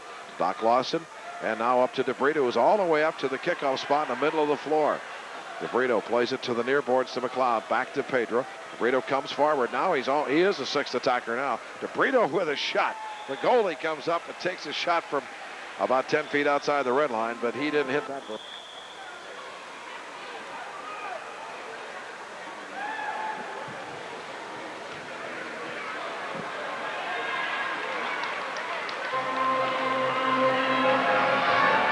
Godfrey Ingram looking for the hat trick. Hammered a shot that hit Ferretti at the red line. Godfrey had a hat trick in the first half last Saturday night in Wichita. He has 2 here tonight. Fernando Clavillo plays with the ball midfield to Schmetzer. He one-times it to the Dallas red line, but it's picked off there by McLeod, who comes forward. Across the midfield line on the dribble. Now he pops it over to Troy Snyder in front of the Storm bench. Snyder aggressively to the red line with a shot and just misses with a 60-footer. At the right post. Rebound comes back to Kevin Smith. Middle of the floor, red line. Smith on the right side for Ferretti. Bruno Ferretti makes a move, middle of the floor, shoots, and Schmetzer blocked it right in front. McLeod with a shot that hit the back of the leg of Fernando Clavillo. Thompson Usean plays it up the boards for Fernando. It rode the top of the plexiglass, a couple of bounces, and then went into the crowd. 3 kids fight for who gets the right to throw it back over the glass onto the floor. Watching that last shot by Snyder, which went wide, the difference here with the bigger goal. Toth still has to go far because it wasn't that far wide, but he has to go that much further. And now if that ball does pop out now off the boards, he's that much further out of position because he's had to dive further as well. And to watch him get up after that longer dive, it takes a lot more out of these keepers to not only just make the save, but even cover that goal. Yeah, they always have to be conscious of the fact that it's bigger. Here's Ferretti on the right side. Donegan was riding his back. Ferretti retains possession. Ferretti now pushes it across the floor to Kevin Smith, who didn't control it, didn't settle it too well. Smith gets it back, and a shot by Terry Woodbury out of London, England, from the right side. From anybody, he's one of those guys you don't even like to run into because he could hurt you with his ribs. I mean, he's so bony. He punishes a lot of people for not being a big guy. And I'll tell you, if I played against him, it would frustrate me. I'd want to go after him because you hate a guy that's kind of skinny who's beating up on people. Pedro de Brito in goal gets the ball. De Brito, people may not remember, was the Rookie of the Year of the North American Soccer League. He was the first player taken in the draft that year. So he's a very good athlete. Now it's a foul called as Duran was pulled down by Woodbury. Quick restart to Claudio to Preki. Preki shut out here tonight, despite the fact that Dallas is using a field player in goal. Claudio de Oliveira to Preki. Preki in the corner. Preki tries to and does volley it high in the air across the floor, but he's called on a dangerous play as he got that foot up in the face of Doc Lawson. Well, if you go into the psychology of a superstar like Preki and you think about a 52-game season where he's asked to carry the load quite a bit, where he's punished physically by defenders, hey, the team's doing well anyway. Okay, why go out and beat his brains out every night if he can pace himself and peak at the right times? Even if it's subconscious, I think that's the type of thing that's going on in his head. And no, he's not setting the world on fire tonight, but this game is pretty much well in hand, and he gets to save himself a little bit maybe for bigger games to come. And he has been hampered by a bad knee. Here's Preki making a bad pass, intercepted by Carrera. Carrera plays it off the boards to Beto. Beto double team. and Frederickson hammers it away from him. Ball back to midfield to Doc Lawson. Lawson lays it off to Kevin Smith, to Beto, back to Smith. Smith with Zoli out of the goal, shoots from a bad angle, and Fernando Clavillo was there to make the save. Actually, it wasn't a save. It was coming off the end boards, but to make sure that nobody else ran onto it. That's nice team defense, though, too, because as Toth was drawn out of position, it was Terry Brown and Fernando Clavillo covering the goal in behind him, and that has to be done. It has to be instinct. Here's Carrera making 2 good moves to Doc Lawson with a shot, and he hit the post. Oh, Lawson ran onto it and hammered it. Here's Preki back the other way from Claudio. Preki with a long shot as DeBrito was hustling back in goal. That was a smart thing for Preki to do, but Pedro got back and made the save. Might as well try and catch him when he's out and away. Here is DeBrito up over the red line, kicking it long into the St. Louis zone to Roderick Scott. Scott plays it off the boards, but Duran was there to take it to the far boards. A pair of sevens. Duran and Roderick Scott fighting for the ball. It squirts loose. Eyes gets it to Leite. Leite pushed from behind by Wes McLeod and fouled. So it's a free start just outside the red line for the Storm, with 7:14 remaining here in the third quarter. And Dallas really doing a heck of a job, considering they're without Tattoo and without a regular keeper in goal. They're only down by a pair. Jeremovich plays it back to DeBrito. DeBrito pushes it up top of the restraining arc near the red line. Leite watching him. Over to McLeod. Leite all over McLeod. And McLeod barely gets it back to DeBrito. DeBrito up over the red line, right down the right wing boards to Salgado. Salgado watched there by Greg Muir. Muir forces him to come back, do a U-turn, and come back outside. Off the boards to McLeod. McLeod near the St. Louis bench, off the near boards, into the corner for Jeremovich. He's being watched by David Eyes. Brecky comes over, double teams nicely, takes the ball away, and Duran hammers it off the near boards back to midfield. Brecky getting back and playing a little defense. 6:28 left here in the quarter. Storm up 5-3. Scott into the St. Louis zone, and that could be a 2-minute penalty as Muir took him down hard. All they're calling is a foul, but because there was nobody else between Scott and the keeper, I'm surprised he didn't get 2. I'm surprised because it was very late tackle. It was deliberate because Muir knew he was beaten, and we saw a less serious foul earlier called against Schmetzer. That's right. Here is a shot from the far side. Jeremovich hit a body, went wide. Zoltan Toth out of the goal. His clearing kick hits Salgado and goes to the near boards. It's Mike Powers with it for Dallas. Off the boards, hit the official with it. Clearing pass by Eyes, hit Thompson, you see, and Scott has it again. Muir watching him, and that time Scott took a dive and got the call on the whistle as Muir was there again. But some real nice footwork there by Scott, though. He's very tricky on the ball, and he was scooting past Muir. Muir, bigger, he's a Hulk, stepped in front of him, and the foul was called. He was our first-round pick out of Akron. He's a Canadian citizen, born in London. Here is on the restart. Troy Schneider shot it. Godfrey Ingram came all the way. Killed him. Yeah, he's got Earl Foreman's name on his back, I think. Here is a long ball into the corner by DeBrito.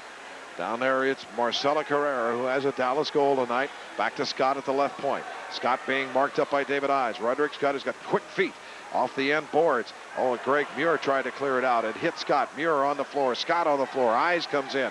Now 3 or 4 players jam up. Scott did manage to get the ball out of there, but it came to Thompson Usean, who played it back to Toth.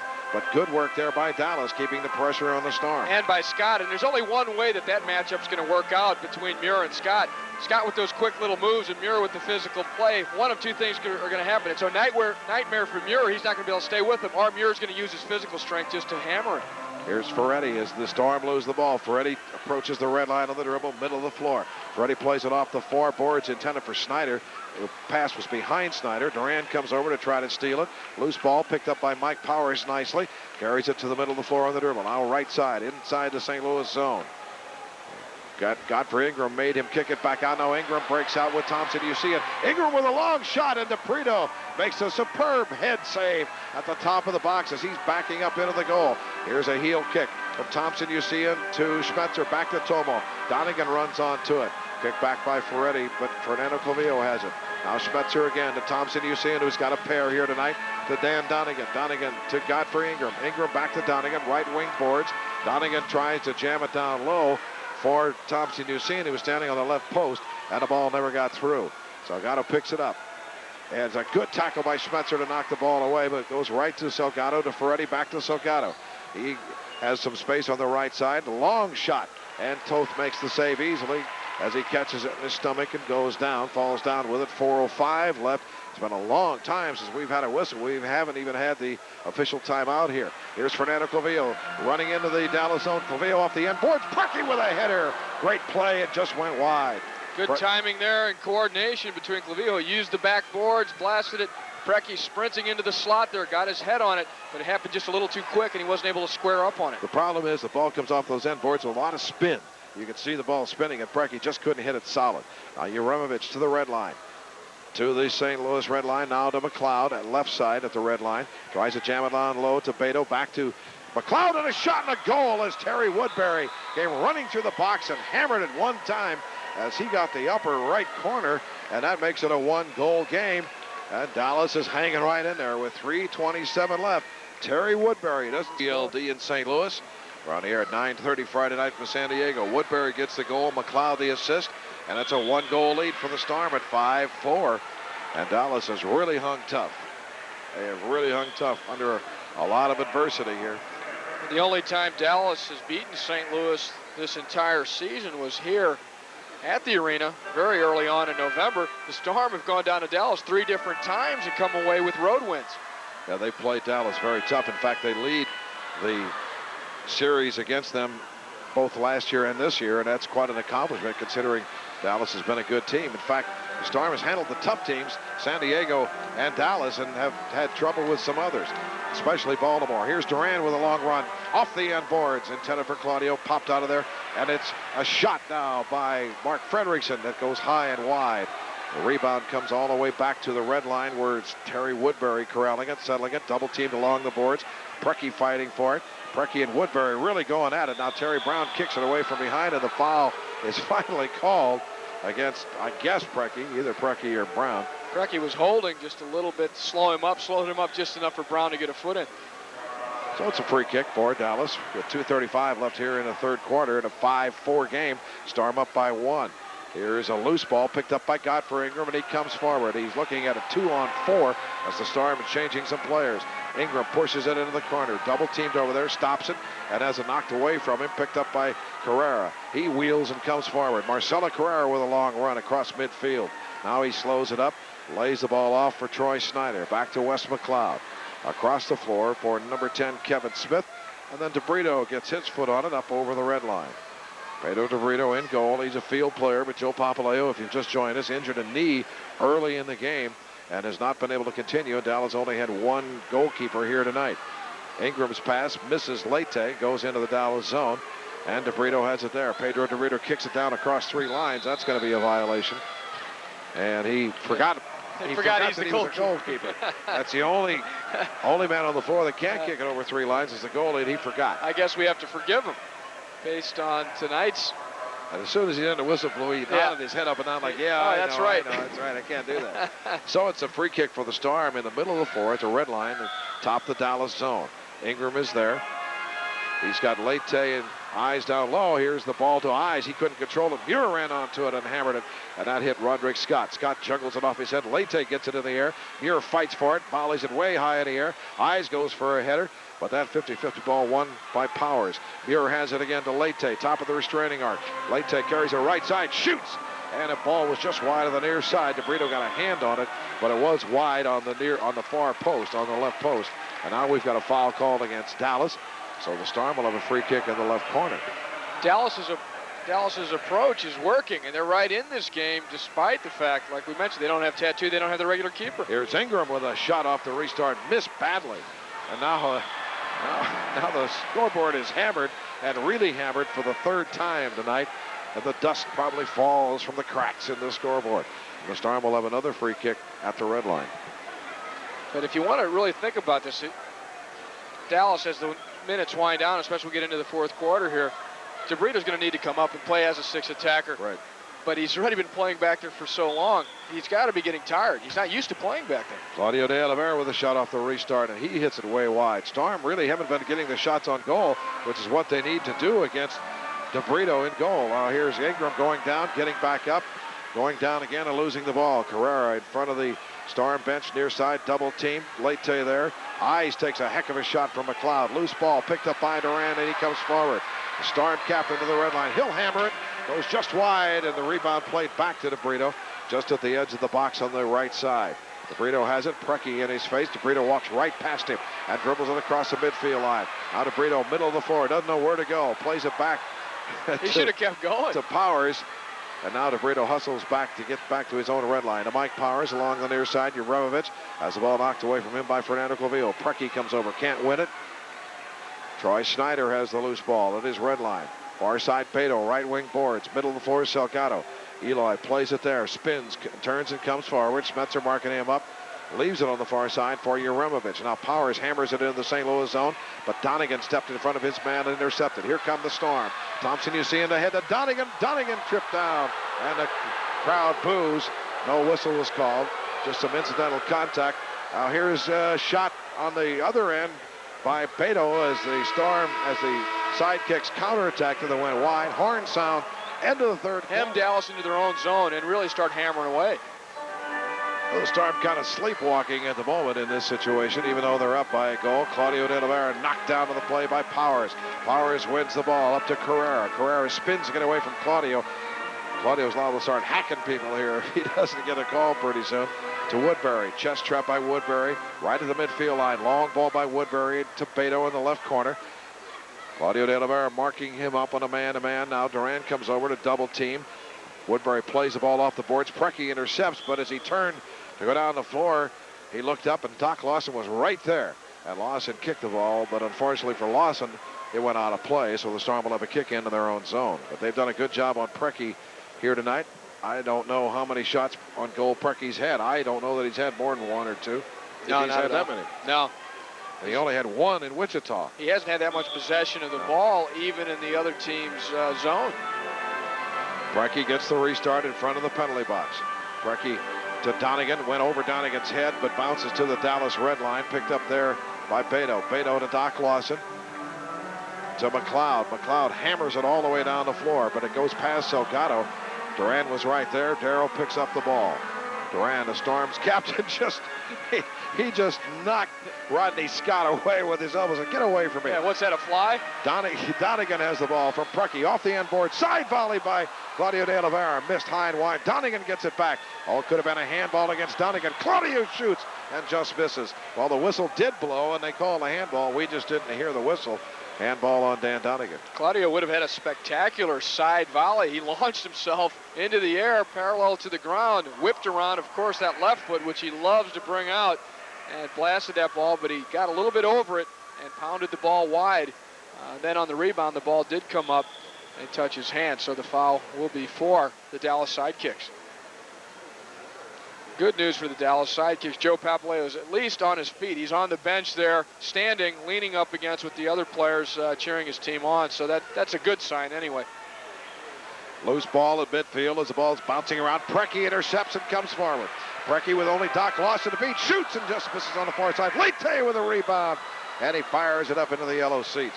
Preki was forced to shoot earlier than he wanted. And also forced to shoot. No, I think 32 is pretty young, as a matter of fact.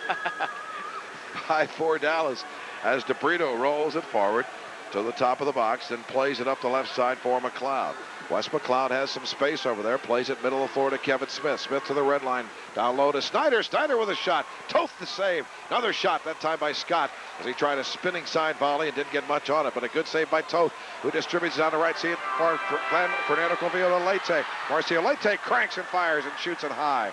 Marcio waited a long time before he took that shot to tee it up with his left foot, and then shot it high and wide, and he had to shoot high because the defender got between him and the goal. A classic counterattack, though, with Toth coming up throwing as he does so well, and he finds Clavijo on the full sprint coming out of the backfield. How many times have we seen Clavijo do that so well? And Clavijo then smart enough to play it first time over to Leite. It was beautiful. Here is number 14, Tony Billy, on the floor for the first time, and he was bumped off the ball. Comes back to midfield. Troy Snyder picks it up for Dallas. Across the floor for Roderick Scott. Scott dances to the red line, trying to beat Greg Muir. Muir does a good job of defending him. And then Ingram came over and picked up the loose ball. They play it back to Toth. Toth hammers it up the middle of the floor for Thompson Usean. Usean just deflects it with his head to the left side, intended for Ingram, but Mike Powers was there. And here's DeBrito kicking it up the left side to Woodbury. Woodbury tried a heel pass, and Durand was right there, knocked it away. Ahead to Thompson, you see it. Tomo has a pair tonight, but Godfrey Ingram also has two. Ingram across the floor.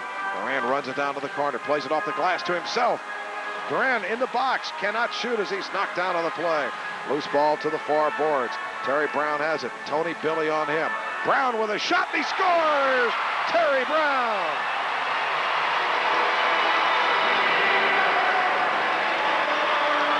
That gives the Storm a 2-goal lead at 6-4 with 11:43 left in the fourth. This is St. Louis Storm soccer.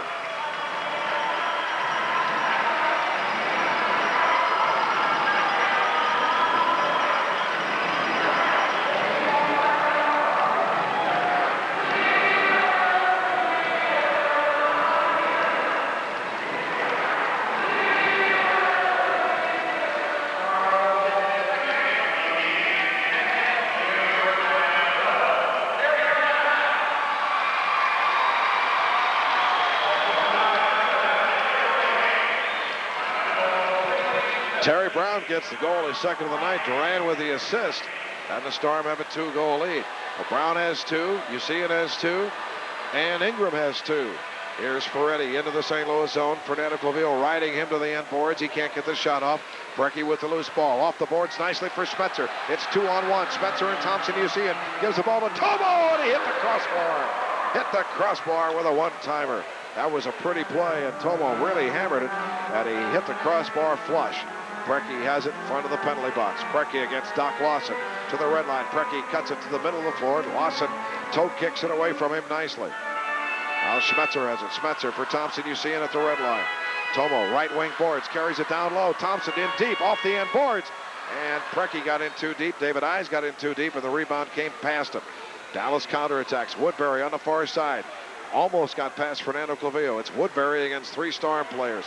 Woodbury restraining arc with a shot, and he hit it way wide up into the crowd. And it'll be a kick in for our goal kick for the Storm with 10:42 left in regulation. For Brown, his 10th goal of the year. Durand got the assist, his 17th at 3:17 here of the fourth. It's really fun for me to see the type of years that Terry Brown and Dan Donegan are having. Young American guys broke in with this expansion team last year, and this team's on a roll now. They're on a team that knows how to attack, and they're getting their chances to go forward too. Their statistics speak volumes, and that goal by Brown, that would have scored on any goalkeeper. You can't say it was the fact that it was a field player in goal, because even from a bad angle, that bulged that far side netting. Terry Brown just really, he laid into that one. Yeah, Terry has shown that he knows where the goal is. He only had a few last year. Now here's on the far side, it's Carrera falling down and getting back up, and Fredrickson gets the ball, clears it to the goal mouth for Toth. Toth quickly distributes it up the middle of the floor for Claudio. He pops it back to Godfrey Ingram at the red line. I don't know that there's a better keeper for distributing the ball in the league than Zoltan Toth. He gets rid of it so quickly. And early in the year, you know, the Storm players really didn't anticipate that, and they didn't have many counterattacks, but as the season goes along, they're really looking to it. Now Donegan to Ingram at the red line. Godfrey had it knocked away, goes to the boards. Donegan picks it up. Donegan still has it. Donegan to Darrell Durand. Durand right wing boards for Fredrickson. Fredrickson down low for Claudio. Let it go through for Ingram. But Ingram has to go to the boards for it, and then it's kicked away from him. Donegan picks it up again, juggles it once to the red line. Pops it over with his left foot to Ingram. Ingram crosses it to Donegan off his body right on goal, and Nebrito had to make the save. Went off of Donegan's chest or his side right on. How many times have we seen Donegan win the ball right at midfield? He's such a hustler, he's such a hard worker. He gets in there tight, and he's just a pest for the opposing team, and that keeps the pressure on. Yeah, Don Popovic talks about Donegan in glowing terms. His work ethic is really outstanding. Here's Donegan getting the ball up. Durand won it. Then Donegan loses it. McLeod has it. McLeod with a shot. That hit Durand. Loose ball in the box. And Donegan tried to play it back to Toth. Toth wasn't there. Wasn't there.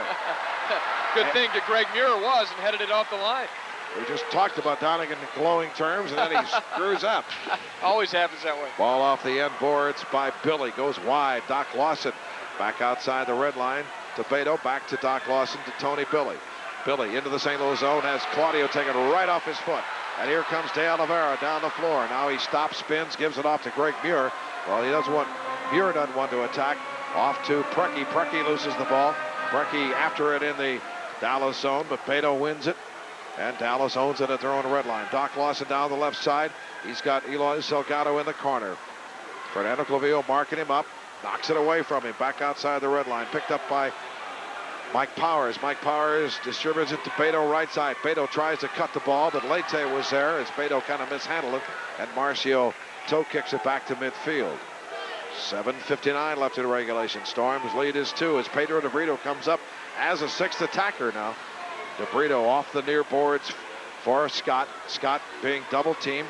Ball hit Terry Brown right in the face. And Leite has it. Leite jams it outside the red line to Preki. Back to Leite. Long ball for Fernando Clavillo with a breakaway. Fernando pulled down. Should be 2. Should be a shootout. It's going to be a shootout. Fernando had a breakaway and he was pulled down from behind. Very hard for a guy with strained ligaments. He was flying. He I'll was tell you. flying. Here's Preki with the shootout, and he scores! Preki against Pedro DeBrito. Boy, he's put in a difficult situation. Preki cut the ball to the right and scored. That's his 3rd shootout attempt this year, and it's the first time he's made it. He's kind of been jinxed on it to the extent that Marcio Leite has taken a couple, but Preki, who hasn't had an opportunity to do much tonight. Goals scored this year on the shootout, but it seems that guys just don't feel that comfortable doing it. There might be more pressure now because the goal's bigger. They're really expected to put it away. So with 7:36 left in regulation, the Storm have a 3-goal lead. It's 7-4 after Preki's shootout goal, when Fernando Clavillo was pulled down on a breakaway. Preki's 43rd goal of the year. DeBrito comes forward as a 6th attacker. Gets the ball the left wing boards for Snyder. Back to DeBrito, middle of the floor at the midfield line. A Carrera knocked away from him. Fernando Clavillo picks it up, and then Fernando is tripped down as his legs cut out.